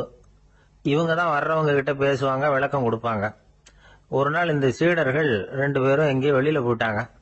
அந்த நேரம் பார்த்து ஒருத்தர் அங்க வந்தார், குரு கிட்ட போனார். குருவே, புத்தர்னா என்னன்னு கேட்டார். குருவுக்கு ஒன்னும் புரியல. அவர் உண்மையான குருவா இருந்தாவில புரியும். அவர் திருன்னு முழிக்க ஆரம்பிச்சுட்டார். இந்த நேரம் பார்த்து இந்த சீடர்கள் எங்கேயோ போயிட்டாங்களே, என்ன பண்றது, உதவிக்கு யாராவது கிடைக்க மாட்டாங்களா அப்படின்னு அப்படியே சுத்தி பாக்குறார். அங்க பாக்குறார். வந்தவர் இதை கவனிச்சார். ஏதோ புரிஞ்சுக்கிட்டவர் மாதிரி அடுத்த கேள்வி கேட்டார். தர்மம்னா என்ன சுவாமின்னார். குருவுக்கு ரொம்ப சங்கடமா போச்சு. நம்ம நிலைமை இப்படி ஆயிட்டுதே, இக்கட்ல மாட்டிக்கிட்டோமே அப்படின்னு நினைச்சபடியே விட்டத்தை பார்த்தார். அப்புறம் குனிஞ்சு தரைய பார்த்தார். அப்படியே உட்காந்துக்கிட்டார். வந்தவர் உடனே அடுத்த கேள்விக்கு போயிட்டார். தியானம்னா என்ன சுவாமின்னார். பாவம் என்ன பண்ணுவார் அந்த குரு, பேசாம கண்ணை கெட்டியா மூடிக்கிட்டார். இது ஏதடா வம்பா போச்சுன்னு. இவர் இப்படி பண்ணா கூட வந்தவர் சளைக்கல. இன்னொரு கேள்வியும் கேட்டார். ஆசீர்வாதம்னா என்ன அப்படின்னார். இவர் பார்த்தார், இப்படியே போனா இவர் கேள்வி கேட்கறத நிறுத்த மாட்டார் அப்படின்னு நினைச்சுக்கிட்டு எனக்கு ஒண்ணுமே தெரியாதுங்கிற பாவனையில 2 கையையும் விரிச்சு காட்டினார். வந்தவர் முகத்துல மகிழ்ச்சி, மன நிறைவு, ஏதோ எல்லாம் புரிஞ்சுக்கிட்ட ஒரு மாதிரி அங்கிருந்து புறப்பட்டு போனார். வழியில அந்த குருவோட சீடர்கள் 2 பேரையும் சந்திச்சார். உங்க குருவை தான் பார்த்துட்டு வரேன்னாரு. இவரு என்ன நடந்ததுன்னு கேட்டாங்க. இவரு விவரமா சொல்றார். உங்க குரு எவ்வளவு பெரிய ஞானி தெரியுமா, புத்தர்னா என்னன்னு கேட்டேன், அதுக்கு அவர் அப்படியும் இப்படியும் பார்த்தார். அதுக்கு என்ன அர்த்தம் தெரியுமா, மக்கள் புத்தரை அங்கேயும் இங்கேயும் தேடுறாங்க, உண்மையில அவர் அங்கேயும் இங்கேயும் தேடி கண்டுபிடிக்க முடியாது அப்படிங்கறத அவர் செய்கை மூலம் உணர்த்தினார். அதுக்கப்புறம் தர்மம்னா என்னன்னு கேட்டேன். அவர் மேலையும் கீழையும் பார்த்து தர்மம் சமமானது, அதுல உயர்வு தாழ்வு இல்லைங்கிறத உணர்த்தினார். அதுக்கப்புறம் தியானம்னா என்னன்னு கேட்டேன். கண்ணை மூடிக்கிட்டார். கண்ணை மூடி காணுகிற அற்புதம் அது அப்படிங்கறத புரிஞ்சுக்கிட்டேன். கடைசியா ஆசீர்வதிக்கப்படுறது பத்தி கேட்டேன். கைகளை நீட்டி உதவுறது தான் அது அப்படிங்கறத தன்னுடைய இருகை விரிச்சு உணர்த்தினார். எவ்வளவு பெரிய மகான் அவரு அப்படின்னு சொல்லிவிட்டு அவர் பாட்டு போயிட்டார். சீடர்கள் அதுக்கப்புறம் மெதுவா குரு கிட்ட வந்து சேர்ந்தாங்க. அவங்கள பார்த்ததும் குருவுக்கு கோபம் வந்துட்டுது. அடே பாவிகளா, எங்கடா போய் தொலைஞ்சிங்க, நான் ஒரு ஆளுகிட்ட மாட்டிக்கிட்டு என்ன பாடுபட்டிருக்கேன் தெரியுமான்னார். இது மாதிரி தான் நாம சாதாரண மனிதர்களின் புற வேடங்களிலேயே மயங்கி போயிடுறோம். அவங்க பேச்சு, செய்கை, பார்வை இதுல எல்லாம் ஏதோ பெரிய தத்துவம் இருக்கிறதாக நினைச்சுக்கிறோம். உண்மையிலேயே அந்த தத்துவங்கள் யாருக்கு சொந்தம்? அவங்களுக்கு இல்ல, நமக்கு தான் சொந்தம். நாம தானே அதை கற்பிச்சுக்கிட்டோம். நம்மை நாம அடையாளம் கண்டுக்கிறது இல்ல, நாம யாருங்கிறது நமக்கு புரியறது இல்ல. அதுதான் இன்னைக்கு நடக்கிறது. அதனாலதான் அடுத்தவங்களை தேடி ஓடிட்டு இருக்கிறோம். சில வீடுகளில் கூட இது மாதிரி சைகைகள் உண்டு. சில குடும்ப தலைவர்கள் தினமும் காலையில கண்ணை கெட்டியா மூடிக்கிட்டு கை ரெண்டையும் சுத்தமா விரிச்சு வச்சுக்கிட்டே உட்காந்து தியானம் பண்றது வழக்கம். எதுக்காக அப்படி பண்றீங்கன்னு ஒருத்தரை பார்த்து கேட்டேன். இந்த மாசம் வாங்கின சம்பளம் பூரா தீர்ந்து போச்சு, இனிமே என் கையில சுத்தமா ஒண்ணும் இல்ல, புதுசா எதுவும் செலவு வச்சுடாதே அப்படிங்கறத அப்படி உள்ளங்கை ரெண்டையும் விரிச்சு காட்டி அவங்களுக்கு உணர்த்துறேன் அப்படின்னார். எனக்கு தெரிஞ்ச ஒருத்தர் இருக்கார். அவரு ஒரு பெரிய காவல்துறை அதிகாரி, ரொம்ப கண்டிப்பானவர். அவரை கண்டாவே எல்லாரும் பயப்படுவாங்க. அப்படிப்பட்டவர் வீட்டுக்கு போனா அப்படியே அடியோட மாறிடுவார். அங்க போய் பாத்தீங்கன்னா குழந்தைகளோட குழந்தையா அவர் விளையாடிட்டு இருப்பார். அலுவலக சமயத்துல பாத்தீங்கன்னா குதிரை முதுகுல அவர் உட்கார்ந்துருப்பார். வீட்டுல பாத்தீங்கன்னா அவரு முதுகுல குழந்தை உட்காந்துருக்கும். அவரு குதிரை மாதிரி போயிட்டு இருப்பார். இது எப்படிங்க முடியுது உங்களால அப்படின்னு கேட்டாங்க. அது ஒண்ணுமில்ல, இங்க வீட்டுக்கு வந்த உடனே என்னோட மனசை தனியா எடுத்து வச்சிருவேன் அப்படின்னார். அது என்னங்க உங்க சட்ட பயிலியா இருக்குது மனசு, அது தனியா எடுத்து வைக்கிறதுக்கு அப்படின்னு கேட்டாங்க. அப்படி இல்லைங்க, இது ஒரு பயிற்சி, மனப்பயிற்சி, அவ்வளவுதான் அப்படின்னார். இப்படி சமயம் பார்த்து மனசை தனியா வச்சுவிட தெரிஞ்சவங்க வாழ்க்கையில எப்பவும் உற்சாகமா இருப்பாங்க அப்படிங்கிறது பெரியவங்க கருத்து. ஒரு டாக்டர் ஆஸ்பத்திரியில இருக்கிற வரைக்கும் டாக்டரா இருக்கலாம். அவர் மனைவிகிட்டையும் அவர் டாக்டரா இருக்க வேண்டிய அவசியம் இல்லை. ஒரு வக்கீல் கோர்ட்ல இருக்கிற வரைக்கும் வக்கீலா இருக்கலாம். வீட்டுக்கு வந்ததுக்கு அப்புறமும் வக்கீலா இருக்க வேண்டிய அவசியம் கிடையாது. வீட்டுல குழந்தைகள் கிட்ட விளையாடும் பொழுதும் அதுகள்கிட்ட ஃபீஸ் கேட்டுட்டு இருக்க கூடாது. நாம எப்படி இருக்கணும்னு பெரியவங்க சொல்றாங்கன்னா, மனசோட சேரப்படாதான். அப்படி சேராம வாழ்க்கையை கவனிக்கணுமா. மனசை அப்படியே தனியா எடுத்து பக்கத்துல வச்சுடணும். அப்படின்னா அதை அப்படியே தூக்கி எறிஞ்சுடு அப்படின்னு அர்த்தம் இல்லை. ஏன்னா மனசுங்கிறது நமக்கு உபயோகப்படக்கூடிய ஒண்ணுதான். எப்ப அது தேவையோ அப்பப்போ எடுத்து உபயோகப்படுத்திக்கணும். தேவைப்படுறப்போ எடுத்து கண்ணாடியை மாட்டிக்கிறோம்ல, படிக்கும் பொழுது கண்ணாடி தேவைப்படுதோ எடுத்து மாட்டிக்கிறோம் இல்லையா, அது மாதிரி கணக்கு போடுறதுக்கு மனசு தேவை. கடைக்கு போய் ஒரு பொருள் வாங்குறோம், காசு கொடுக்குறோம், மீதி சில்லறை சரியா இருக்கா அப்படின்னு எண்ணி பார்த்து வாங்க வேண்டியிருக்கு. அந்த சமயத்துல மனசை எடுத்து தனியா வச்சுட்டேன் அப்படின்னு சொல்லிட்டு இருக்க கூடாது. பரீட்சைக்கு படிக்க வேண்டியிருக்குது, படிச்சதையெல்லாம் அப்படியே நினைவுல வச்சுக்க வேண்டியிருக்கு. அந்த சமயத்துல மனசை தூக்கி எறிஞ்சுட்டேன் சார் அப்படின்னு சொல்லிட்டு இருக்க கூடாது. அப்படி சொன்னா பரீட்சை நம்மளை தூக்கி எறிஞ்சிடும். அதனால தேவைப்படுறப்போ மனசை உபயோகப்படுத்தணும், தேவையில்லாதப்போ அது தனியா ஓய்வு எடுத்துக்க விட்டுடணும். இப்படி நாம பழக்கப்படுத்திக்கிட்டா வாழ்க்கைங்கிறது நமக்கு புதுசா தெரியுமா. மனசுக்கும் ஒரு சக்தி கிடைக்கும். எந்திரங்களுக்கு ஓய்வு கொடுக்கற மாதிரி மனசுக்கும் ஓய்வு கொடுக்கணும், இல்லைன்னா அது களைச்சு போயிடும். குழந்தைகள் மனசை சுமந்துகிட்டு இருக்கிறது இல்ல. இது முதியவர்கள் குழந்தைகள் கிட்ட இருந்து கத்துக்க வேண்டிய ஒரு பாடம். ஆனாலும் இந்த கால குழந்தைகள் கிட்ட ரொம்ப எச்சரிக்கையா இருக்க வேண்டியிருக்கு. ஒரு தாத்தாவும் பேரனும் விளையாடிக்கிட்டு இருக்கிறாங்க. தாத்தா எனக்கு சைக்கிள் ஓட்ட கத்து கொடு அப்படிங்கிறான் பேரன். சைக்கிள் உயரம் கூட இல்ல, அதுக்குள்ள சைக்கிள் ஓட்டணுமா அப்படின்னாரு தாத்தா. ஏன் தாத்தா, ரயில் ஓட்டுறாரு, அவர் என்ன ரயில் நீளமா இருக்கார் அப்படின்னு கேட்டானா அந்த பையன். அவருடைய சீடர்கள் கொஞ்சம் பேர் ஒரு பாதை வழியா நடந்து போயிட்டு இருக்கிறாங்க. வழியில ஒரு ஆறு, அதை கடக்க வேண்டி இருந்தது. ரொம்ப ஆழம் கிடையாது. அதனால எல்லாரும் இறங்கி நடக்க ஆரம்பிச்சாங்க. அப்போ அந்த குரு சொன்னாராம், ஞானம் பெற்றவன் ஆற்றை கடக்கும் போது அவனுடைய கால்கள் ஒருபோதும் நனையாது அப்படின்னாராம். இத கேட்டது சீடர்களுக்கு ஒன்றும் புரியல. அவங்க எல்லாரும் குழம்பி போயிட்டாங்க. ஞானம் பெற்றவர்கள் காலு தண்ணீர்ல நனையாதுன்னு சொல்றாரே நம்ம குரு, ஆனா இவரு கால் இப்ப தண்ணீர்ல நனையுதே அப்படின்னா இவருக்கு இன்னும் ஞானம் கிடைக்கலன்னு அர்த்தமா? இப்படி எல்லாம் யோசிக்க ஆரம்பிச்சுட்டாங்க. ஒரு சீடன் மெதுவா கேட்டுட்டான், சுவாமி, ஞானியின் பாதங்கள் ஒருபோதும் நனையாது அப்படின்னு சொல்றீங்க, ஆனா உங்களுடைய பாதங்கள் நனைஞ்சிருக்குதே அப்படின்னா. முட்டாளே, நனைஞ்சிருக்கிற பாதங்கள் என்னுடையது இல்லைன்னார் குரு. அவரு சொல்றது சரிதான், அதுல ஒன்னும் குழப்பம் இல்லை. அந்த தண்ணீர் அவரை தொட முடியாது. குரு என்ன சொல்றாரு தெரியுமா? எதுவும் என்ன தொட முடியாது, ஏன்னா நான் இல்லை அப்படிங்கிறாரு. நானே இல்லைங்கிறப்போ எதுவும் என்ன தொட முடியாது. இந்த கால் என்னுடையதுங்கிற நினைப்பு இருந்தா தானே தண்ணீர் அதை தொடர்றது எனக்கு தெரியும். நீங்க ஒரு குருவோட தொடர்பு கொள்ளுகிற போது ஒன்னு ஞாபகத்துல வச்சுக்கணும். அவர் யாராகவும் இல்லாத ஒருத்தர், அதாவது நோபடி. நீங்க தொடர்பு கொள்றது ஒரு ஸ்தூல பொருளோட அல்ல, ஒரு தோற்றத்தோட மட்டுமே. இதெல்லாம் பெரியவங்க பேசுற பேச்சு. அந்த அளவுக்கு நான்கிற உணர்வே இல்லாம இந்த உலகத்துல நம்மால வாழ முடியுமா? அது நடைமுறை சாத்தியமா? பற்றில்லாமல் வாழணும்னு பல பேர் அறிவுரை சொல்றாங்க. நம்ம லெவல்ல நாம குறைஞ்சபட்சம் பேராசை இல்லாம வாழ கத்துக்கிட்டா போதும். ஒருத்தன் நிலத்தை உழுதுகிட்டோம்னா ஏறுகால ஏதோ தட்டுப்பட்ட மாதிரி தெரிஞ்சது. என்னன்னு பார்த்தான், அழகான சிலை ஒண்ணு கிடைச்சது. நல்ல விலைக்கு இதை விற்க முடியும். அதை அப்படியே மறைச்சு வச்சிருந்து பொழுது சாஞ்ச உடனே யாருக்கும் தெரியாம வீட்டுக்கு கொண்டுட்டு வந்துட்டான். வீட்டுல இருந்த மனைவி மக்கள்லாம் ஆளாளுக்கு ஒரு கற்பனை செய்ய ஆரம்பிச்சுட்டாங்க. இந்த சிலையை வித்து கிடைக்கிற பணத்துல பெருசா வீடு ஒண்ணு கட்டணும் அப்படிங்கிற நினைப்பு மனைவிக்கு. கழுத்து நிறைய நகை பண்ணி போட்டுக்கணுங்கிற கற்பனை மகளுக்கு. ஒரு நல்ல கார் வாங்கி அதுல உட்காந்து ஊர் சுத்தணுங்கிற ஆசை மகனுக்கு.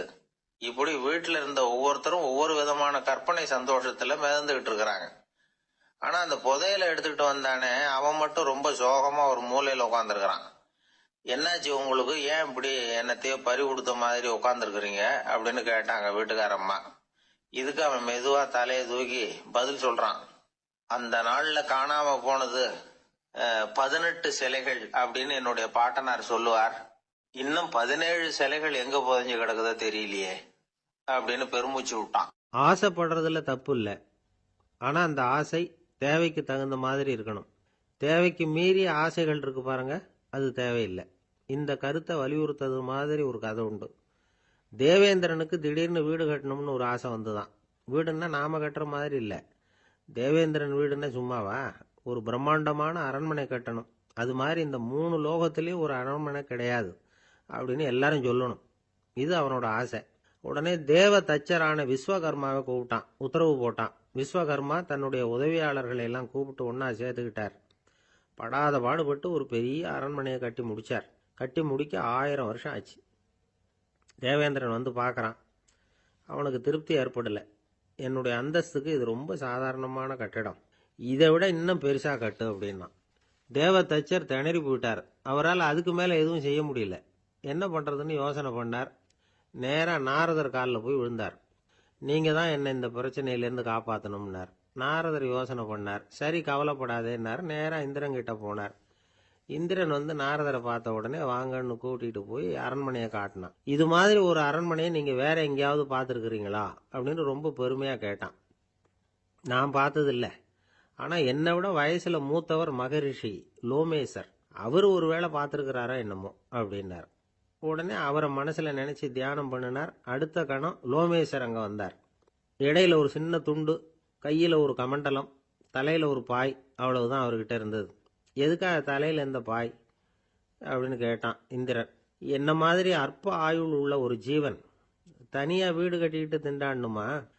இந்த பாய் தான் ஒரு வீடு மாதிரி எனக்கு நிழல் கொடுக்குது அப்படின்னார் அவர். என்னது, உங்களுக்கு அவ்வளவு கொஞ்சமான ஆயுளா அப்படின்னு ஆச்சரியத்தோட கேட்டான் இந்திரன். ஆமா, இதை பாரு, என்னுடைய மார்புல ஒரு பொற்காசு அளவுக்கு ரோமம் உதிர்ந்துட்டுது. எப்ப என் உடம்புல உள்ள எல்லா ரோமமும் உதிர்ந்துருமோ அப்ப என்னுடைய ஆயுள் முடியும் அப்படின்னார். எப்ப அந்த ரோமங்கள் பூரா உதிரும்னு கேட்டான் இவன். ஒரு பிரம்மா மறைஞ்சதும் ஒரு ரோமம் உதிரும். என் உடம்புல உள்ள ரோமங்களின் எண்ணிக்கை எவ்வளவோ அவ்வளவு பிரம்மாக்கள் தோன்றி அவங்க ஆயுள் முடியும் பொழுது என் உடம்புல உள்ள ரோமங்கள் பூரா உதிரும் அப்படின்னார். அப்படின்னா ஒரு பிரம்மாவோட ஆயுள் எவ்வளவு காலம்னு கேட்டான். ஒரு பிரம்மாவுக்கு 100 தேவ வருஷம். ஒவ்வொரு தேவ வருஷத்துக்கும் 365 தேவ நாள். ஒவ்வொரு தேவ நாள்லயும் ஒன்ன மாதிரி 14 இந்திரர்கள் தோன்றி மறைகிறாங்க அப்படின்னு மகரிஷி லோமேசர் சொல்றார். இதை கேட்டதும் இந்திரன் ஆடி போயிட்டான். அவ்வளவு ஆயுள் உள்ள இவரே அற்ப ஆயுள்னு சொல்றார். நான் என்னுடைய ஆயுளை பெருசா நினைச்சுக்கிட்டு பிரம்மாண்டமான அரண்மனை கட்டணும்னு ஆசைப்படுறேனே அப்படின்னு நினைச்சான். எனக்கு வீடு கட்டின வரைக்கும் போதும்னு விட்டான். அதனால நாமெல்லாம் நம்முடைய தேவைக்கு தகுந்த மாதிரி ஆசைப்படுறது தான் நியாயம். ஆனால் அப்படியே நடந்துக்கிறோம். மனுஷன் கடவுளையே ஏமாத்தி காசு வாங்கறதுக்குள்ள ஆசைப்படுறான். ஒருத்தன் கடவுளை நினைச்சு தவம் இருந்தான். கடவுள் நேரில் வந்தார். தேவலோகத்தில் ரூபாய்க்கெல்லாம் என்ன மதிப்புன்னு கேட்டான். அங்கெல்லாம் ரூபாய்ங்கிறது உங்கள் பணத்தில் 1,00,00,000 ரூபாய்க்கு சமம். அதாவது தேவலோகத்தில் 1 ரூபான்னா இங்கே 1,00,00,000 ரூபா. அது மாதிரி எங்களுக்கு ஒரு நாளுங்கிறது உங்கள் கணக்கில் 1,00,00,000 வருஷத்துக்கு சமம் அப்படின்னார் கடவுள். அப்படின்னா எனக்கு நீங்கள் அதிகமாக எதுவும் தர வேணாம், உங்கள் கணக்குப்படி ஒரே 1 ரூபா கொடுங்க, அது போதும்னா இவன் ரொம்ப சாமர்த்தியமா. கடவுள் யோசனை பண்ணார். அது ஒன்றும் கஷ்டம் இல்லை, 1 ரூபா தானே கேட்குற, கொடுத்துட்றேன். ஆனால் இப்போ வரும்பொழுது நான் எடுத்துக்கிட்டு வரல, எங்கள் கணக்குப்படியே 1 நாள் பொறுத்துக்க பணத்தோடு வந்துடுறேன் அப்படின்னு சொல்லிவிட்டு பறந்து போயிட்டார். ஒரு நாள் ஒரு தகப்பனார் தன்னுடைய பிள்ளைய அழைச்சிக்கிட்டு வந்தார். சார், இவன் சரியாக படிக்க மாட்டேங்கிறான், பெரியவங்களை மதிக்க மாட்டேங்கிறான், நீங்கள் கொஞ்ச நாள் இவனுக்கு குருவாக இருந்து நல்ல விஷயங்களை சொல்லி கொடுத்தா தேவையில்லைன்னார். பெரியவங்களையும் மதிக்காதவன் எப்படி என்ன மதிக்க போகிறான் அப்படிங்கிறது நமக்கு யோசனை வரும் இல்லையா? வேணாங்க, என்னை விட்டுருங்க அப்படின்னோம். அவர் விட மாட்டேன்னு விட்டார். இல்லைன்னா அவரே சிஷ்யன் ஆகிடுவார் போல இருந்தது. சரி, வேற வழி இல்லாமல் அந்த பையனையே என்னுடைய சைடை நான் ஏற்றுக்கிட்டு உபதேசம்லாம் பண்ண ஆரம்பித்தோம்.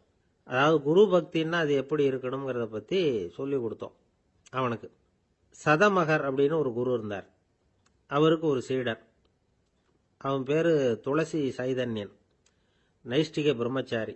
தன்னுடைய குருவுக்கு எந்த நேரத்தில் எது தேவைங்கிறத புரிஞ்சுக்கிட்டு சேவை செய்கிறவன். ஆனால் இவனை பற்றி மற்ற சீடர்களுக்கு பொறாமை வந்துட்டுது. இவன் மட்டும் இப்படி இருக்கானேன்னு உடனே குரு கிட்ட போய் கோல் மூட்டினாங்க.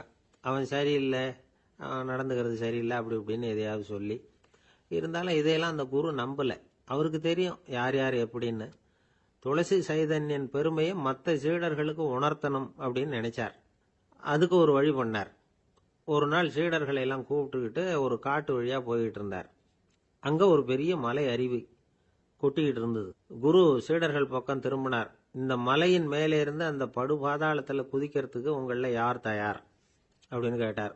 ஒரு சீடனும் வாயை திறக்கலை, ஒதுங்கி நின்றுக்கிட்டாங்க. பின்னாடி மூட்டை முடிச்சோடு வந்துக்கிட்டு இருந்தான் துளசி சைதன்யன். அவனை பார்த்தார். தபாருப்பா, நீ மேலே இருந்து அந்த அருவியில் குதி அப்படின்னார். அப்படியே செய்கிறேன் சுவாமின்னா ஓடி போய் பொத்துன்னு குதிச்சுட்டான். அடுத்த கணமே குருநாதர் தன்னுடைய யோக சக்தியால் பறந்து போய் அவன் கீழே விழுந்துடாமல் தாங்கி பிடிச்சி கொண்டுகிட்டு வந்துட்டார். மற்ற சீடர்களுக்கெல்லாம் ஒரு மாதிரி ஆயிட்டுது. அடுத்தபடியாக என்ன பண்ணலாம்னு யோசிச்சாங்க இவனை மாட்டி விடுறதுக்கு. ஒரு நாள் வெத்தலை அடிக்கிற ஒரு சின்ன உரலையும் உலக்கையையும் எடுத்து ஒளிய வச்சுட்டாங்க. சதமகர் சன்னியாசி இல்லை, அவர் வெத்தலை போடுவார். பல்லு சரியில்லை, அதனால் இடித்து தான் வெத்தலையை போடணும். திடீர்னு வெத்தலை பாக்கு கேட்டார். வழக்கமாக உரலில் இடித்து தர்றது தான் துளசியின் பழக்கம். உரலை தேடினா கிடைக்கல, என்ன பண்ணுறது? குரு கேட்டுவிட்டாரே, குரு சேவை தானே முக்கியம். என்ன பண்ணா, வெத்தலை பாக்க தன்னுடைய வாயில் போட்டு முன்னும் அதை எடுத்து அவர்கிட்ட கொடுத்துட்டான். குரு எதையோ படிச்சுக்கிட்டே அதை வாங்கி வாயில் போட்டுக்கிட்டார். துளசி, இன்னைக்கு தாம்பூலம் நல்லா இடிக்கப்பட்டிருக்கு, ருசியாக வேற இருக்குது, அதை இடித்த பாத்திரத்தை என் கண்ணால் பார்க்கணும்னு ஆசையாக இருக்குன்னு விட்டார். அதை மட்டும் அனுப்பி போய் நீ வர வேண்டான்னு வேற சொல்லிவிட்டார். இதை கேட்டதும் துளசி தவிச்சு போயிட்டான். இவன் போகாமல் எப்படி வாயை மட்டும் அனுப்பி வைக்க முடியும்? இவன் தவிக்கிறத பார்த்ததும் மற்ற சீடர்களுக்கெல்லாம் மனசுக்குள்ளே ரொம்ப சந்தோஷம். துளசி கொஞ்சமும் யோசிக்கல, வாழை எடுத்தான், தன்னுடைய தலையவே அப்படியே அறுத்து வெட்டி எடுத்தான். இன்னொரு சீடங்கிட்ட கொடுத்துட்டான், எடுத்துகிட்டு போன்னு சொல்லி. கொண்டுகிட்டு போய் குரு முன்னாடி வைக்கிறாங்க. அந்த தலையில் வாய் திறந்துருக்கு, வெத்தலை போட்டு முன்னு இருந்தது, தெரிஞ்சு போச்சு, சிவப்பாக இருந்தது. அவனுடைய குரு பக்தியை இப்போ எல்லாரும் ஒத்துக்கிட்டாங்க. அதுக்கப்புறம் குரு சதமகர் தன்னுடைய அற்புத திறமையினால அந்த தலையை மறுபடியும் ஒட்ட வச்சுட்டார். துளசிக்கு உயிர் வந்துட்டுது. இப்படி ஒரு பெரிய கதை உண்டு. அதாவது துளசி சைதன்யன் அவனுடைய குரு பக்தி எப்படி அப்படின்னு கேட்டோம். ரொம்ப அபாரம் அப்படின்னு அந்த பையன் அடக்கமா, சும்மா விளையாட்டுக்காக தான் அப்படி அவங்ககிட்ட கேட்டோம். ஏன்பா, உன்னுடைய குரு பக்தியை என்கிட்ட காட்டுறதுக்கு உன்னோட கழுத்தை நீயே அறுக்கணும்னு நான் சொன்னா அதை நீ செய்வியா அப்படின்னு கேட்டோம். என்னுடைய கழுத்தை நானே அறுக்க வேண்டிய அவசியம் இல்லை சார் அப்படின்னா அவன். ஏண்டான்னு, அதே காரியத்தை தான் இனிமேல் நீங்கள் தினமும் செய்ய போறீங்களே சார் அப்படிங்கிறான்.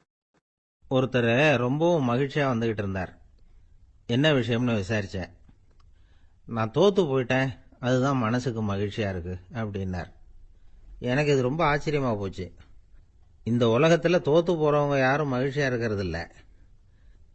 அப்படி இருக்கிறப்ப இவர் இப்படி சொல்கிறாரே, எங்கே தோற்று போனீங்கன்னு கேட்டேன். அதுக்கப்புறம் தான் அவர் விவரமாக சொன்னார். என்னோட 5 வயசு குழந்தையோட நான் விளையாடிக்கிட்டு இருந்தேன்.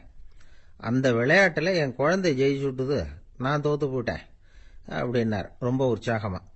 நான் யோசித்து பார்த்தேன். அதாவது நாம் சின்ன குழந்தையா இருக்கிறப்போ எந்த விளையாட்டில் கலந்துக்கிட்டாலும் அதில் நாம தான் ஜெயிக்கணும்னு ஒரு வெறி நமக்குள்ளே இருக்கும். நம்மளை எதிர்த்து விளையாடுறவர் நல்லவரா கெட்டவரா, பெரியவரா சின்னவரா அப்படிங்கிறதெல்லாம் முக்கியம் கிடையாது. அவர் தோத்து போகணும், நாம ஜெயிக்கணும், அதுதான் முக்கியம். எதிரியை சந்தோஷப்படுத்த விளையாடுகிற கலை அப்ப நமக்கு தெரியறதில்ல. வாழ்க்கையில் ஒரு பக்குவம் வந்ததுக்கு அப்புறம் வெற்றி பெறணுங்கிற மன அழுத்தம் போயிடுது. போட்டியில ஜெயிக்கணுங்கிறத விட குழந்தைய சந்தோஷப்படுத்தணுங்கிறது முக்கியமா போச்சு. ஜெயிக்கணுங்கிற வெறி ஓடி போட்டுது. ஒரு குழந்தையா இருந்தப்போ நம்ம வளர்ச்சிக்கு உதவிய வெறி பெரியவனானதுக்கு பிறகு நமக்கு எதிரியா மாறுது. அதை சரியான சமயத்தில் நாம புரிஞ்சுக்கிட்டோம்னா போதும், நாம பொழைச்சிக்கலாம். ஒவ்வொரு மனுஷனுமே வாழ்க்கையோட அடுத்த கட்ட வளர்ச்சியில் அடி எடுத்து வைக்கிற நேரத்தில் தன்கிட்ட இருந்து ஏதோ ஒரு குணத்தை அல்லது தன் குணம் இருந்த ஏதோ ஒரு உறவை நாம இழக்கத்தான் வேண்டியிருக்குது. ஒரு கட்டம் வரைக்கும் உதவியா இருந்த குணம் அடுத்த கட்டத்துக்கு தடையா கூட மாறிடலாம். இந்த பரிமாண மாற்றத்துக்கு உள்ளாகிற ஒவ்வொருத்தரும் பிரத்யட்சமா இதை உணர்றாங்க. ஆனா பல பேர் எப்படின்னா பழசை திறந்துட்டு புதிய கொள்கைகளை உருவாக்கிக்கிறதுக்கு இஷ்டம் இல்லாம இருந்துடுறாங்க, அல்லது அப்படி செய்ய முடியாம தவிக்கிறாங்க. இதையெல்லாம் மீறி அந்த பழசை திறந்துட்டா அதை இழந்ததால உண்டாகிற மன அழுத்தம் சில காலத்துக்கு வருத்திக்கிட்டு தான் இருக்கும், வேற வழி இல்லை. ஆரோக்கியமான ஒரு முன்னேற்றத்துக்காக அந்த மன அழுத்தத்தை தாங்கிக்கத்தான் வேணும் அப்படிங்கிறாரு அந்த உலக புகழ்பெற்ற மேதை ஒருத்தர், இந்த ஸ்காட் பெக் அப்படிங்கிறவர். பிறந்த நாள் முதல் இதுதான் சரி அப்படின்னு கற்பிக்கப்பட்டு வந்த ஒவ்வொரு தத்துவத்தையும் தங்களுடைய வளர்ச்சிக்கு தகுந்த மாதிரி மாற்றி அர்த்தப்படுத்தி கொள்ள முடியாமல் வாழ்க்கை சூழல்ல அப்படியே அரைப்பட்டு தூளாகிறவர்கள் தான் ரொம்ப தவிக்கிறாங்களாம். இதுதான் அவருடைய கருத்து. பெரும்பாலும் மனிதர்களுடைய நடுத்தர வயசுல, அதாவது 30 தாண்டுகிற சமயத்துல தான் இந்த தவிப்பு உண்டாவதுதான்.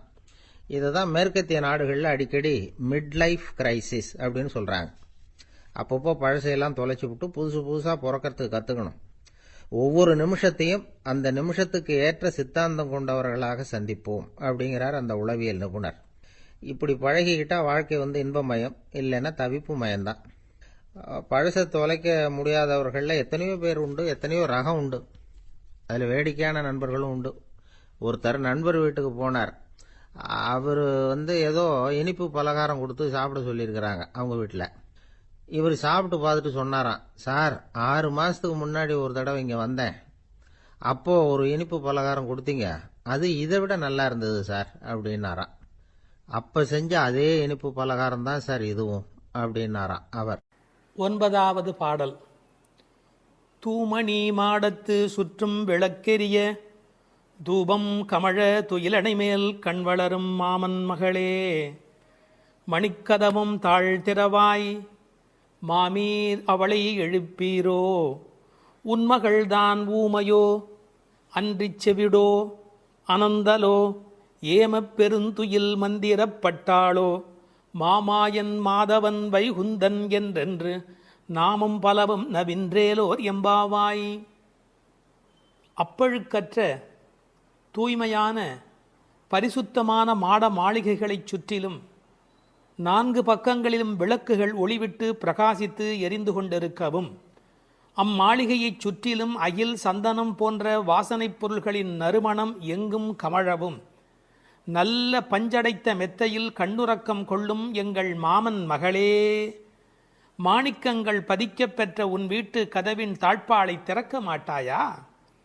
திறந்து விரைவில் எங்களுடன் சேர்ந்து கொள்ள மாட்டாயா? மாமிகளே, நீங்களாவது அவளை எழுப்பிவிட மாட்டீர்களா? விடிந்து எவ்வளவு நேரமாகிவிட்டது, நாங்கள் இவ்வளவு நேரம் அவளை அழைத்து கொண்டிருக்கிறோமே, அவளுக்கு என்ன ஆயிற்று? ஒரு வார்த்தை கூட பதில் கூற மாட்டேன் என்கிறாளே, அவள் என்ன பேசும் திறனற்ற ஊமையா? அல்லது நாங்கள் அழைப்பது அவளுக்கு கேட்கவில்லையா, காது கேட்கவில்லையா? அல்லது ஆழ்ந்த பேருறக்கத்தில் படுத்து கிடக்கிறாளா? அல்லது யாரேனும் கட்டுப்படுத்தி அவளை பெருந்துயில் கொள்ளுமாறு செய்து விட்டார்களா? அல்லது ஏதேனும் மந்திரம் மாயம் செய்திருக்கிறார்களா? அதன் வசம் கட்டுப்பட்டு இப்படி பேருறக்கம் கொண்டு கிடக்கிறாளே, நாங்கள் அந்த மாமாய செயல்களில் வல்லவனும் மிகுந்த தவமுடைய இலக்குமியின் கணவனும் வைகுண்டத்திற்கு அதிபதியுமான நாராயணன் பெயரை திரும்ப திரும்ப சொல்லி பக்தி பரவசத்தில் ஈடுபட்டு அவளை அழைக்கிறோமே, அவள் ஏன் இன்னும் எழுந்து வந்து கதவை திறந்து எங்களுடன் சேர்ந்து இறைவன் திருப்பெயரை சொல்லி வழிபட மாட்டேன் என்கிறாள்? நீங்களாவது கேட்டுச் சொல்லுங்களேன் என்கிறார்கள். இந்த பாடலின் திரண்ட பொருள் இது. தூமணி மாடத்து சுற்றும் விளக்கெரிய. விளக்கு எரிப்பதற்கே நிறைய செல்வம் இருக்க வேண்டும். இது சீர்மல்கும் ஆய்பாடி செல்வச் சிறுமியர்கள் வாழுகிற இடம். அந்த வீட்டினுடைய அமைப்பு எப்படி இருக்கிறது? தூய்மையான ரத்தின மணிகள் அப்படியே பதிந்து வைத்திருக்கிறார்கள்.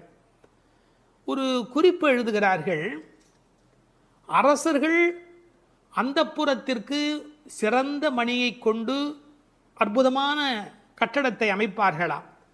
அங்கு வேண்டாம் என்று ஒதுக்கப்பட்ட கற்களை கொண்டுதான் அரண்மனையையே கட்டுவார்களாம். இது துவளில் மண்டபம், அது தூமணி மாடம் என்று அதற்கு ஒரு விளக்கம் சொல்கிறார்கள். ஆக இழைத்து இழைத்து தூய்மையான மணியினை கொண்டு வந்து கட்டியிருக்கிறார்கள். அது ரத்தின மணி. இந்த பெண் எழுந்திருந்திருக்க வேண்டும், எழுந்திருக்கவில்லை. ஒரு வித்தியாசம் இருக்கிறது. ஒரு குடும்பம் விழிப்பதற்கு முன்பு விழிக்க வேண்டியவள் அந்த வீட்டில் இருக்கிற பெண். ஏனென்றால் ஆண் எழுந்தால் அவனை மட்டும்தான் சுத்தம் செய்து கொள்கிறார். பெண் எழுந்தால் அந்த வீடே சுத்தமாகிறது என்று ஒரு பொன்மொழி சொல்வார்கள். எனவே ஒரு பெண்ணாகி இருக்கிறவள் இப்படி உறங்கிக் கொண்டிருக்கலாமா? தூமணி மாடத்து சுற்றும் விளக்கெரிய. 4 புறங்களிலும் நல்ல விளக்கு எரிந்து கொண்டிருக்கிறது. அது மட்டுமல்ல, அகில் சந்தனம் போன்ற நறுமண புகை வீசுகிறது. தூபம் கமழ. செல்வச் செழிப்பு. துயிலணை மேல் கண் வளரும். அது தூங்குவதற்காகவே அமைக்கப்பட்டிருக்கிற ஒரு பெரிய மெத்தை. அதாவது அந்த மெத்தையை பார்த்தாலேயே வா வா வா வந்து படு என்று அழைப்பதை போல 5 விதமான சிறப்புகள் அமைந்திருக்கக்கூடிய பஞ்சனை அது. அதில் அழகு இருக்கிறது, மென்மை இருக்கிறது, குளிர்ச்சி இருக்கிறது, சுகம் இருக்கிறது. அப்படிப்பட்ட அருமையான அந்த பஞ்சனையின் மீது அவள் படுத்திருக்கிறாள். தமிழிலே தூங்குகிறார்கள் என்று சொல்ல மாட்டார்கள், கண்வளராய் என்று சொல்வார்கள், மங்களம் கருதி. ஏன்னால் தூங்கிவிட்டார் என்றால் அமங்கலமாகிவிடுமே என்பதற்காக கண்வளராய் என்று சொல்லை பயன்படுத்துவது வழக்கம். சின்ன வயதிலிருந்து குழந்தை கண் வளருது என்று ஒரு வார்த்தை சொல்வார்கள். அதில் ஒரு விஞ்ஞான குறிப்பே இருக்கிறது. உண்மையிலேயே கர்ப்பத்தில் குழந்தை தூங்குவதால் தான் வளருகிறது. அது ஒரு 10 மாத காலம் தாயின் கர்ப்பத்தில் கண் திறக்காது. கண் திறந்து விட்டால் ஊமை, அது விதவிதமான குறைபாடு உடைய ஊனமான குழந்தையா வந்து பிறக்கும் என்று விஞ்ஞான குறிப்பு இருக்கிறது. அந்த குழந்தை கண்களை மூடிக்கொண்டு தூங்கிக் கொண்டே இருக்கும். அதில் என்ன ஆச்சரியம் என்று கேட்டால், அப்போதான் அது வளருகிறது. ஒரு புள்ளியிலிருந்து ஒரு குழந்தையாக முழுமையாக வளருகிறது. அந்த கண் வளருதல் என்பதிலே தூங்கும் போது வளர்ச்சி நிகழ்கிறது என்கின்ற ஒரு குறிப்பு இருக்கிறது. மனிதனுக்கு கூட தூக்கம் அவசியம். ஏன்னா உடம்பில் இருக்கிற செல்கள் தங்களை புதுப்பித்துக் கொள்வதற்கு மனிதன் தூங்க வேண்டியிருக்கிறது. அடுத்து உறவு சொல்லி அழைக்கிறாள். மாமன் மகளே. இவள் அந்தணகுல பெண் என்றாலும் 1000 குலமகளாக ஆகும் விருப்பத்தின் காரணமாக ஒரு சம்பந்தத்தை ஏற்படுத்தி கொள்கிறாளாம். இதை உரையாசிரியர்கள் எழுதும்போது ஒரு அழகான வாக்கியமாக குறிப்பிடுகிறார்கள். திருவாய்ப்பாடியிலே ஒரு பிரகிருதி சம்பந்தம் தனக்கு உஜ்ஜீவன ஹேதுவாக ஆண்டாள் ஆசைப்பட்டபடி. அழகிய மணவாள பெருமாள் நாயனாருடைய வியாக்கியானத்திலே திருவாய்ப்பாடியிலே ஒரு பிரகிருதி சம்பந்தம் தனக்கு உஜ்ஜீவன ஹேதுவாக ஆண்டாள் ஆசைப்பட்டபடி மாமன் மகளே என்று உறவு சொல்லி அவள் அழைக்கிறாள். மணிக்கதவம் தாழ்த்திரவாய். அது உள்ளிருப்பது வெளியே தெரியும்படி அமைக்கப்பட்டிருக்கிற ஒரு வீடு. அவள் எப்படி தூங்குகிறாள் என்பது கூட வெளியே தெரிகிறது. அந்த கட்டில், அந்த மெத்தை, அந்த விளக்கு எரிகிறது. இந்த பாடலே மிக ரசமான ஒரு பாடல். திருப்பாவையில் 30 பாட்டு அழகு என்று சொன்னால் இந்த பாட்டுக்கு என்று தனியான ஒரு ரசனை உலகத்தில் தனியான ஒரு கூட்டமே உண்டு. மணிக்கதவம் தாழ்த்திரவாய், நீ வந்து திற. ஏன்னா எழுந்து வந்து திறக்கிற போது நாங்களா திறந்து கொண்டு உள்ள வந்தால் அது மரியாதையாக இருக்காது ஒரு வீட்டுக்குள்ளே. நீ வந்து திற. ஆனால் அவள் அசைவதாக தெரியவில்லை. அவளுடைய அம்மா எழுந்து விட்டாள். அவள் மற்ற வேலைகள் பார்த்து கொண்டிருக்கிறாள். அதனால உறவு சொல்லி அவளை அழைக்கிறார்கள். மாமீர், அவளை எழுப்பீரோ? நீங்கள் அவளை எழுப்பிவிடக்கூடாதா? அப்படி தூங்கி கொண்டிருக்கிறாளே. உன் மகள்தான் தன்னுடைய தோழியினுடைய தாயை பார்த்து சொல்கிறாள், உன் மகள்தான் ஊமையோ அன்றி செவிடோ. என்ன பொருள் தெரியுமா? பேச்சு வராதவர்கள் என்று பொருள் அல்ல. ஊமை என்ற சொல்லுக்கு இறை நாமம் சொல்லாதவர் என்று பொருள் என்று எழுதுகிறார். இறைவனுடைய நாமத்தை சொல்ல வேண்டிய சந்தர்ப்பத்தில் சொல்லவில்லை என்றால் பிறகு நாக்கிருந்து என்ன பையன்? பேசாத நாளெல்லாம் பிறவா நாளே என்பார்கள் அல்லவா? உண்ணா நாள் என்பது இந்த உலகத்தில் சாப்பிடாத நாள் அல்ல, உன்னை வணங்காத நாள் தான் உண்மையிலேயே உண்ணா நாள் என்று குறிப்பிடுவார்கள். ஊமையோ அன்றி செவிடோ என இறைவன் புகழ் கேளாத செவி என்ன செவியே என்று சிலப்பதிகாரம் பேசும். இந்த பெருமானுடைய புகழை நாங்கள் சொல்லுகிறோம், அவள் காதிருந்தும் கேட்கவில்லையே. நேற்று வரை நன்றாக பேசினாளே, இன்று என்ன ஊமையாகிவிட்டாளா? அழைப்பு அவள் காதில் போய் விழவில்லையா? அல்லது இரண்டுமே அவளுக்கு இணைந்து விட்டதா? சோம்பல் வயப்பட்டாளா? யாரேனும் மந்திரம் மாயம் செய்து விட்டார்களா? என்ன நடந்து விட்டது? ஊமையோ அன்றி செவிடோ மாமாயன் மாதவன் வைகுந்தன் என்றென்று நாமும் பலவும் நவின்றேலோர் எம்பாவாய் என மந்திர துயில் பட்டாளே. இப்படி அவள் பிடிவாதமான ஒரு தூக்கத்தில் போய் மாட்டிக்கொண்டு இருக்கிறாளே. நாங்கள் அழைக்கிறோம். எதை சொல்லி அழைக்கிறோம்? மாமாயன், மகா மாயையில் வல்லவனாகிய பெருமான்.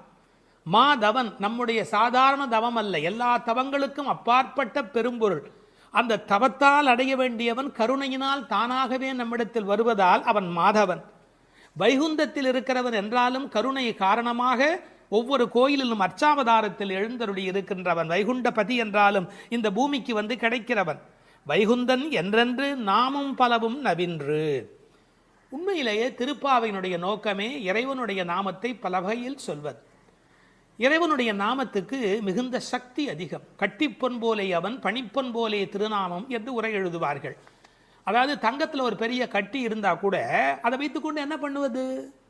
ஆனால் பணிக்கப்பட்ட பொன், வளைக்கப்பட்ட பொன்னாக இருந்தால் அது பல சமயத்தில் ஆபத்துக்கு உதவும். ஒரு மோதிரமாக இருந்தால் அடகு கடையில் வைத்து கூட ஒரு ஆபத்திலேருந்து வெளியில் வரலாம். இறைவன் வைகுந்தத்திலே இருக்கிறான் என்று சொன்னால் கட்டிப்பொன் போலே, ஆனால் பணிப்பொன் போலே அவனுடைய திருநாமம், நாமம் பலவும். இன்னும் கூட நிறைய விளக்கங்கள் சொல்வார்கள். இறைவனுடைய நாமம் இறைவனை விட செல்வாக்கு உடையது என்று. ஒரு வங்கிக்கு போகிறோம், செக்கில் கையெழுத்து போட்டு கொடுத்தா நம்ம கையெழுத்துக்கு தான் அதிக பலம் இருக்குமே ஒழிய நாமே போய் நின்று கொண்டு பணம் கொடுன்னு கேட்டால் கூட கொடுக்கறதுக்கு யோசிப்பா. எப்படி கொடுப்பார்கள்? கையெழுத்துக்கு அவ்வளோ பெரிய சக்தி இருக்கிறது. அதுபோல் நாமும் இறைவனை காட்டிலும் வலிமை உடையது என்று ஒரு குறிப்பு சொல்வார்கள். ஒரு சின்ன வரலாறு. காஞ்சி மகா சுவாமிகள் உடல்நலக் குறைவு மாதிரி ஜுரத்தில் இருக்கிறார்கள். மருத்துவர் வர சொன்னார்கள். அவர் உடனே மருந்தெல்லாம் கொடுக்க வேண்டி இருக்குமோ என்ற எண்ணத்தில் அவர் வந்தார். உன்னை யார் இப்படியெல்லாம் வர சொன்னா? நீ உட்கார், நான் இப்போ என்னுடைய டெம்பரேச்சர் எடுத்துக்கோ, விஷ்ணு சஹஸ்ரநாமம் சொல்ல போகிறேன், சொல்லி முடிச்சதுக்கப்புறம் டெம்பரேச்சர் எப்படி இருக்கு பார் அப்படின்னு சொல்லிட்டு விஷ்ணு சஹஸ்ரநாமம் சொல்லுவதற்கு முன்பு ஜுரம் இருந்தது. சொல்லி முடித்த பிறகு ஜுரம் இல்லவே இல்லை. உன்னை எதுக்கு தெரியுமா கூப்பிட்டேன்? மருந்து கொடுத்து தான் இதை காப்பாற்றணுங்கிறது இல்லை, விஷ்ணு சஹஸ்ரநாமம் சொன்னாலேயே ஜுரம் போயிடும்னு தெரிஞ்சுக்கோ என்று ஒரு செய்தி சொன்னதாக ஒரு வரலாறு உண்டு. அவனுடைய நாமம் எல்லா நோய்களையும் போக்கக்கூடியது. அந்த நாமம் பலவும் நவின்றேலோர் எம்பாவாய். அந்த நாமங்களை நாம் வாய் திறந்து பாடுவோம் என்பதாக இந்த பாட்டு நிறைவு பெறுகிறது. திருப்பாவை 7ஆம் பாடல். நாயகப் பெண் பிள்ளையை எழுப்புகிறார்கள்.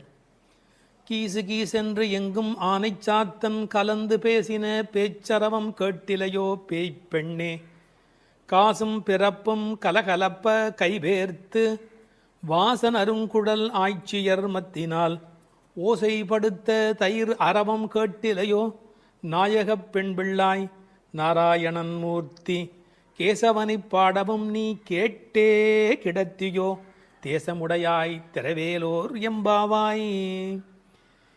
எங்கள் குழுவுக்கு தலைவியானவளே, நல்ல அழகுடையவளே, கீசு கீசென்று ஆனைச்சாத்தன் பறவைகள் ஆணும் பெண்ணுமாய் தமக்குள் இன்பமாய் பேசிக்கொள்ளும் பேச்சு உன் காதில் விழவில்லையா? பொழுது விடிந்ததை அறியாமல் பேய்த்தூக்கம் தூங்குகிறாயே. நறுமணம் பொருந்திய குழல்களை உடைய ஆயர் மகளிர் அச்சுத்தாலியும் ஆமைத்தாலியும் ஒலிக்கும்படி தமது கைகளை மாற்றி மாற்றி மத்தினால் தயிர் கடையும் பெரிய ஒலி உன் காதில் விழவில்லையா? உயிர்களின் உள்ளும் புறமும் நிறைந்துள்ள நாராயணன், அழகிய வடிவை உடையவன், நமது ஆயர்பாடியில் கண்ணனாக வந்து தன்னை கொல்ல வந்த கம்சன் விடுத்த கேசி என்ற அரக்கனை கொன்று கேசவன் என்று பெயர் பெற்றவன். அவனது புகழை இந்த மார்கழி விடியற்காலையில் நாங்கள் பாடி வருவதை காதால் கேட்டும் கேளாதது போல் படுக்கையில் கிடக்கிறாயே. இது உன் பெருமைக்கு அழகல்ல, எழுந்து கதவை திற. இது பாடலின் திரண்ட பொருள். கரிச்சான் குஞ்சு, கரிக்குருவி, வலியன், செம்போத்து என்றெல்லாம் அழைக்கப்படுகிற அந்த குருவிகள் ஆனைச்சாத்தன் என்ற பெயருடையவை. அவை ஒன்றோடு ஒன்று கலந்து பேசுகிற போது கீசு கீசு என்று ஒலி எழுப்புகின்றன. பறவைகளுடைய ஒலி கிசு கிசு என்று இருந்தாலும் அது கிருஷ்ண கிருஷ்ண என்று சொல்லுவதைப் போல பக்தர்கள் காதில் விழுகிறது.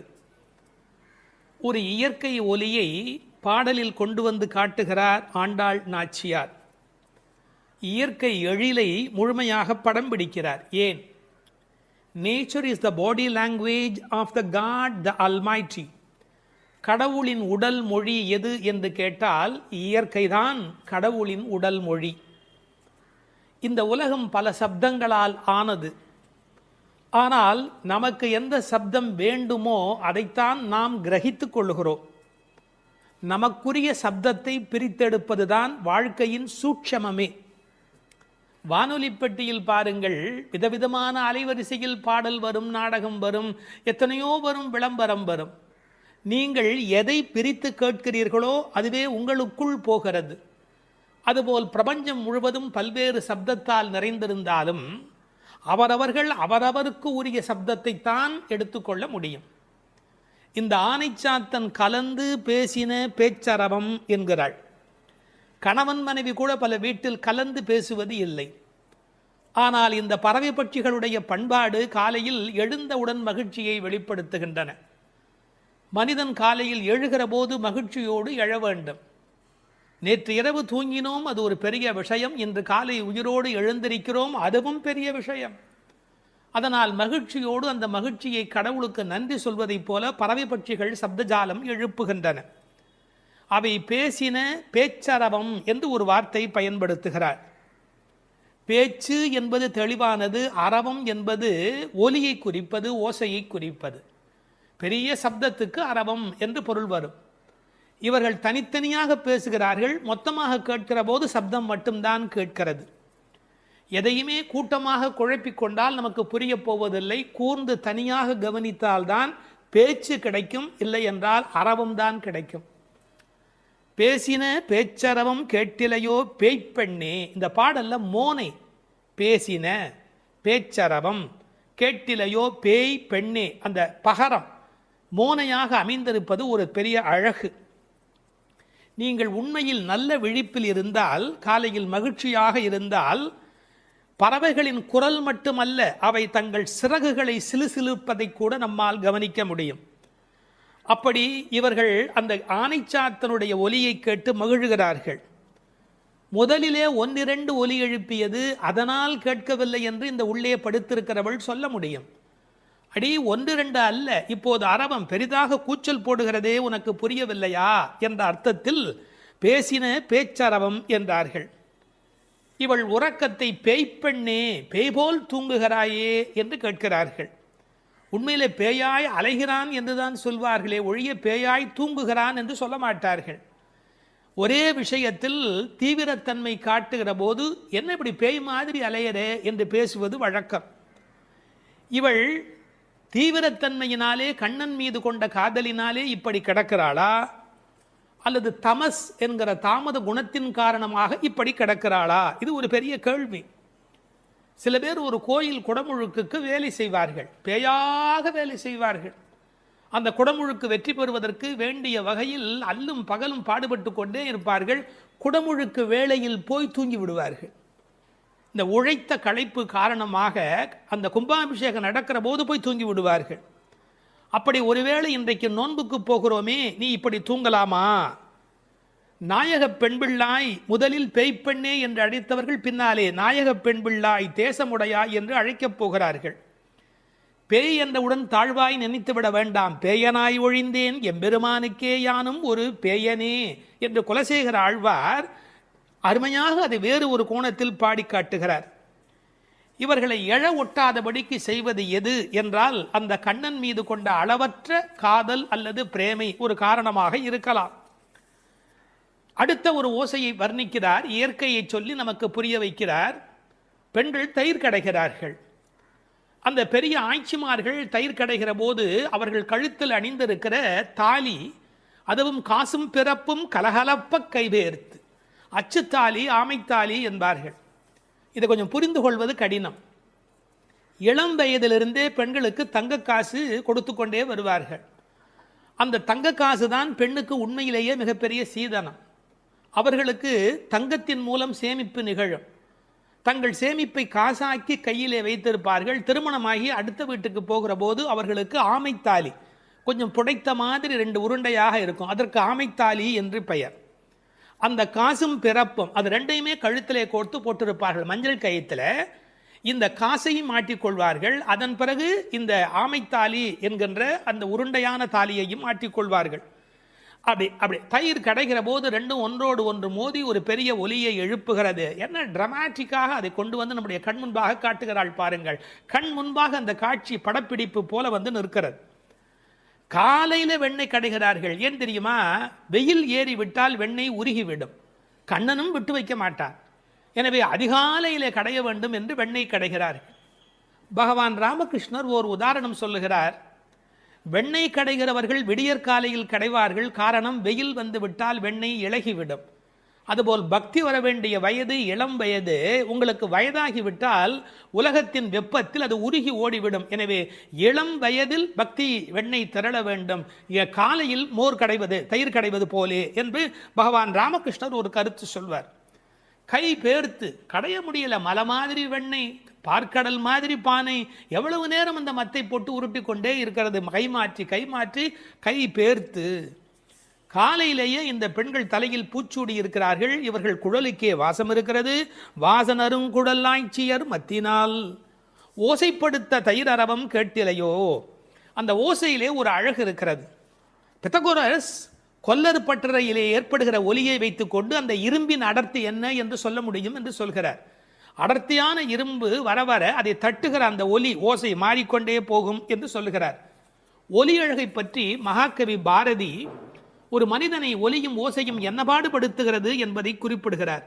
காணப்பறவை கலகலமெனும் ஓசையிலும், காற்று மரங்கள் இடை காட்டும் இசைகளிலும், ஆற்று நீரோசை அருவி ஒலியினிலும், நீலப் பெருங்கடல் என் நேரமுமே தான் இசைக்கும் ஓலத்திடையே உதிக்கும் இசையினிலும், மானுட பெண்கள் வளரும் ஒரு காதலினால் ஊனுருக பாடுவதில் ஊரிடும் தேன் வாரியிலும், ஏற்ற நீர் பாட்டின் இசையினிலும், நெல்லிடிக்கும் கோற்றொடியார் குக்குவென கொஞ்சும் ஒலியினிலும், சுண்ணமிடிப்பாதம் சுவை மிகுந்த பண்களிலும், பண்ணை மடவார் பழகுபல பாட்டினிலும், வட்டமிட்டு பெண்கள் வளைக்கரங்கள் தாமொலிக்க கொட்டி இசைத்திடுமோர் கூட்டமுத பாட்டு கோரஸ் கூட்டமுத பாட்டினிலும், வேயின் குழலோடு வீணை முதலாம் மனிதர் வாயினிலும் கையாலும் வாசிக்கும் பல்கருவி நாட்டினிலும் காட்டிலும், நாளெல்லாம் நந்தொலிக்கும் பாட்டினிலும் நெஞ்சை பறிகொடுத்தேன் பாவினான் என்று மகாகவி பாரதி பாடுகிறார். இசையினுடைய வலிமை அது. அப்படி ஓசைப்படுத்த தயிரரவம் கேட்டிலையோ. நாயகப் பெண் பிள்ளாய் நீ எங்கள் தலைவியாயிற்றே. நாராயணன் மூர்த்தி எப்பேற்பட்ட வலிமையுடையவன், எப்பேற்பட்ட பெருமையுடையவன் எம்பெருமான். அந்த எம்பெருமான் திருப்பெயரையும் கல்யாண குணங்களையும் பேசுவதுதான் பாசுரத்தினுடைய நோக்கமே. கேசி என்கிற ஒரு அரக்கனை வென்றவன், அதனால் கேசவன் என்கிற பெயரை பெற்றவன். கேசவனை பாடவும் நீ கேட்டே கிடத்தியோ. ராமாவதார காலத்திலே கரதூஷண வதம் முடிந்தவுடனே சீதை ஓடி வந்து கட்டிக்கொள்கிறாள்.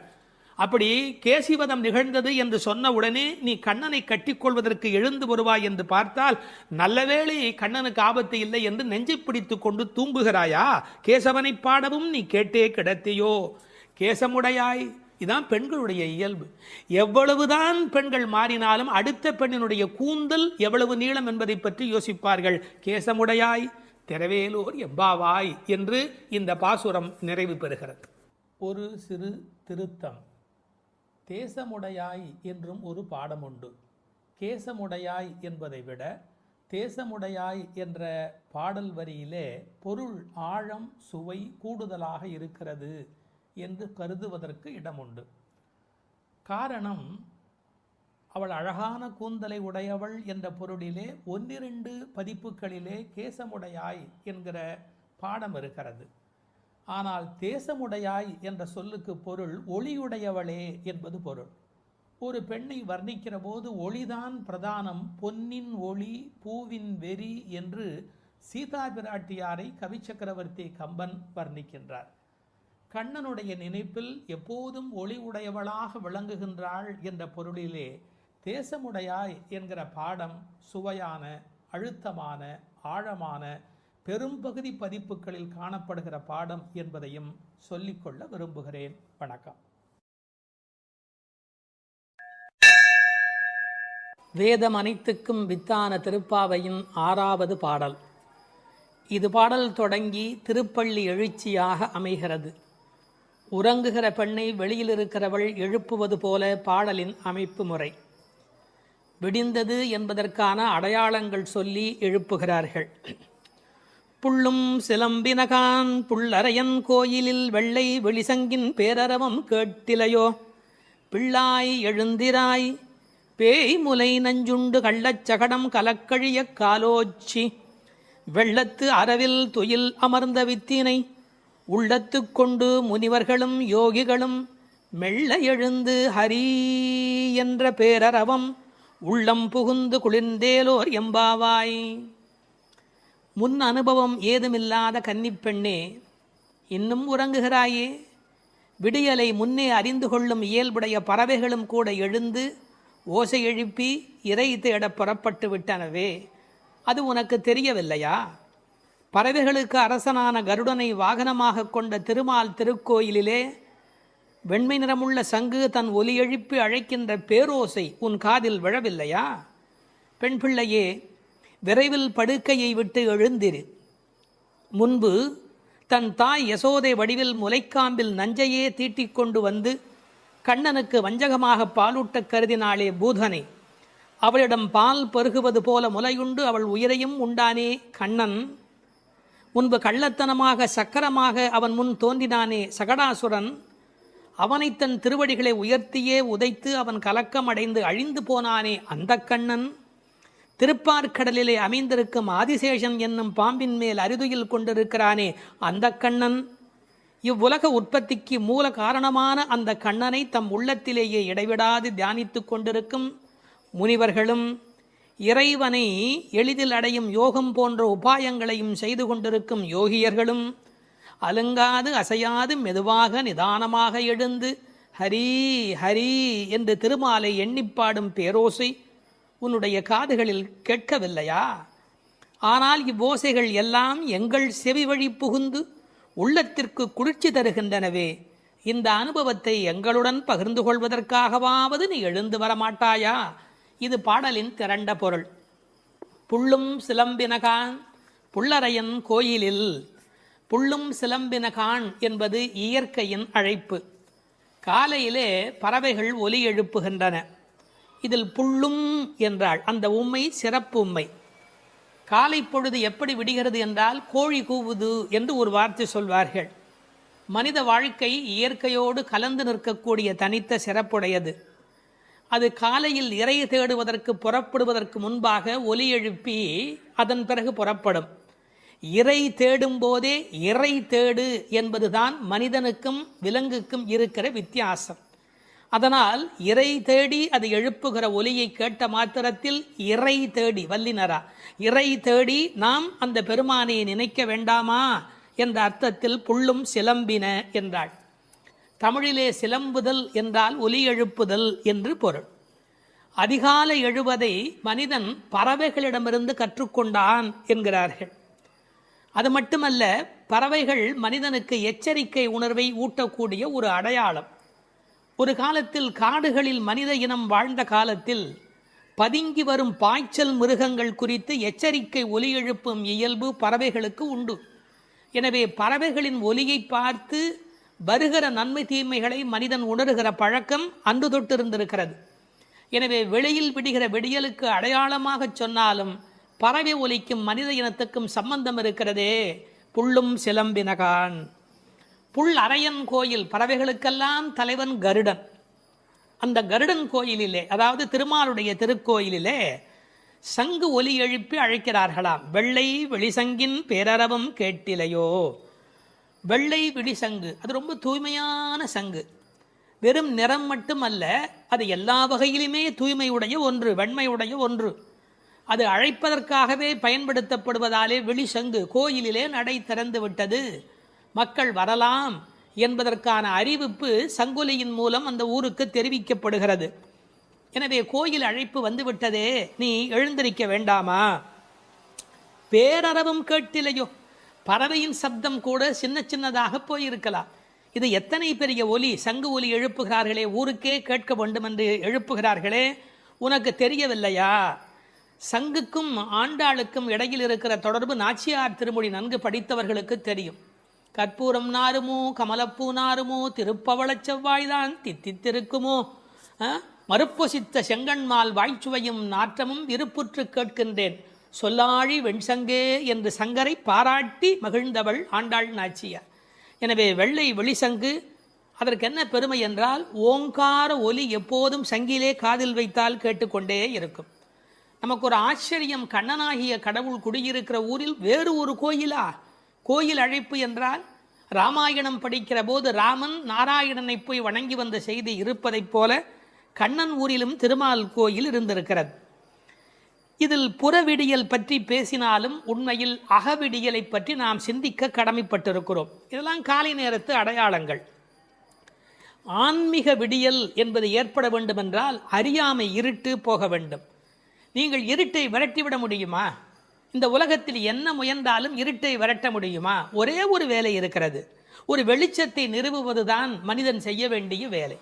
எல்லாரும் உட்கார்ந்து கொண்டு இருட்டே போ இருட்டே போ இருட்டே போ என்றால் போகாது. ஆனால் ஒரு விளக்கை ஏற்றி வைத்தால் இருட்டு காணாமல் போய்விடும். அதுபோல் நம்முடைய அஞ்ஞானம், அறியாமை என்ற மன இருள் நீங்க வேண்டுமென்றால் நாராயணன், இறைவன், பரம்பொருள் என்ற ஒற்றை விளக்கு நமக்கு போதுமானது. அதை சொல்லிவிட்டு பிள்ளாய் எழுந்திராய் என்கிறார். பெண் பிள்ளைகளை ஏ பிள்ளை என்று அழைப்பது தமிழ் மண்ணிலே இருக்கிற ஒரு மரபு. என்ன பிள்ளை இப்படி பேசிக்கிட்டே இருக்கிறியே அப்படிம்பாங்க. அது சிறு பிள்ளைகளை சொல்லுகிற வழக்கம் உண்டு. பிள்ளாய் எழுந்திராய். இந்த பிள்ளாய் என்பதில் இருக்கிற அழகு, சிறுபிள்ளைத்தனமாக நடந்து கொள்கிறாயே. உனக்கு கோயிலுக்கு வந்து முன் அனுபவம் இல்லையா? இந்த சபரிமலைக்கு போகிற போது கன்னிசாமி என்று அழைத்து கொண்டு போவார்கள்.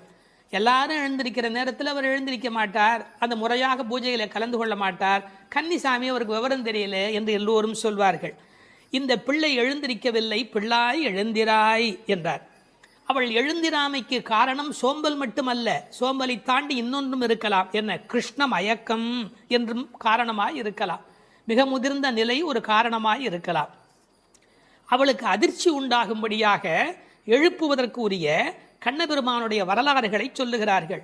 பேய்முலை நஞ்சு உண்டு பூதனே என்ற ஒரு அரக்கி தாய்முலைப்பாலில் அமுதிருக்க தவழ்ந்து தளநடை இட்டு சென்று பேய் முலைவாய் வைத்து நஞ்சு உண்டு பித்தன் என்றே பிறர் ஏசன் என்றாய் திருமங்கையாழ்வார் பாடுகிறார்.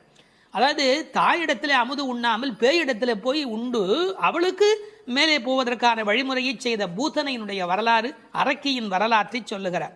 அடுத்து இன்னொரு வரலாறு, கள்ளச்சகடம் கலக்கழிய காலோச்சி. கள்ளச்சகடம், சகடாசுரன் என்ற ஒரு அசுரன் வஞ்சனையான வடிவத்தில் சக்கரமாய் வருகிறான். அப்போது பெருமான் என்ன செய்தார்? தம் கால்களாலே எட்டி உதைத்தார். தன்னை நேடி வந்த ஆபத்தை அவர் விரட்டுகிறார்.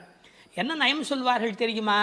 பெருமாளுடைய திருவடி நம்முடைய கஷ்டத்தை போக்குகிறது என்பதையும் தாண்டி பெருமாளின் துன்பத்தையே போக்கக்கூடியது. இப்படிலாம் அர்த்தம் சொல்லலாமா என்று கேட்பார்கள். உயர்வர உயர்நலம் உடையவன் எவனவன், மயர்வர மதிநலம் அருளினன் எவன் அவன். இந்த பாசுரத்திலே துயரரு சுடரடி என்று ஒரு வாசகம் வரும். அந்த துயரரு சுடரடி என்பதற்கு வியாக்கியானம் செய்த பெருமக்கள் நம்முடைய துயர் என்று கூட அர்த்தம் செய்ய வேண்டிய அவசியமில்லை. பக்தனுக்கு அனுகிரகம் பண்ணுவதற்கு திருவடி இருந்தும் பக்தன் தன்னிடத்தில் வந்து அதை பெறாத போது பகவான் துயரமுறுகிறான். தாய் தன்னுடைய முலைப்பாலை தரையிலே பிச்சுமா போல அருளை அவன் பக்தர்களுக்கு வழங்குகிறான் என்று எழுதினார்கள். எனவே பெருமானுடைய திருவடி பெருமானுடைய துன்பங்களையே நீக்கியது என்றும் பொருள் கொள்ளலாம். மனிதர்களுக்கு ஒவ்வாதது ரெண்டு காரம், ஒன்று அகங்காரம், மமகாரம். அப்படி தோன்றிய அசுரர்களை அவன் அழித்திருக்கிறான். வெள்ளத்தரவில் துயிலமர்ந்த வித்து, இந்த உலகத்துக்கெல்லாம் மூலமான வித்து. நல்ல தண்ணீர் நனைத்துதான் விதையை நடுவார்கள். இவன் வெள்ளத்து அரவில் பார்க்கடலிலே பாம்பிலே படுத்திருக்கிறான். வெள்ளை வெள்ளத்தின் மேலொரு பாம்பின் மிசை கள்ள நித்திரை கொள்ளும் பரமன் என்பார்கள். நீர் குளிர்ச்சி, பாம்பு குளிர்ச்சி, அந்த குளிர்ச்சிக்கு மேல் குளிர்ச்சியாக கண்ணபெருமானுடைய தோற்றம் குளிர்ச்சி. முதல் தனி வித்தேயோ என்று நம்மாழ்வார் பாடுவார். ஆலமர் வித்தின் அரும் குரலன் என்று கம்பர் பாடுவார். விச்சி இன்றி விளைவது இல்லை என்று பிரகலாதனுடைய சரித்திரத்தை பாட வந்த இடத்திலே கவி சக்கரவர்த்தி கம்பன் பாடுகிறார்.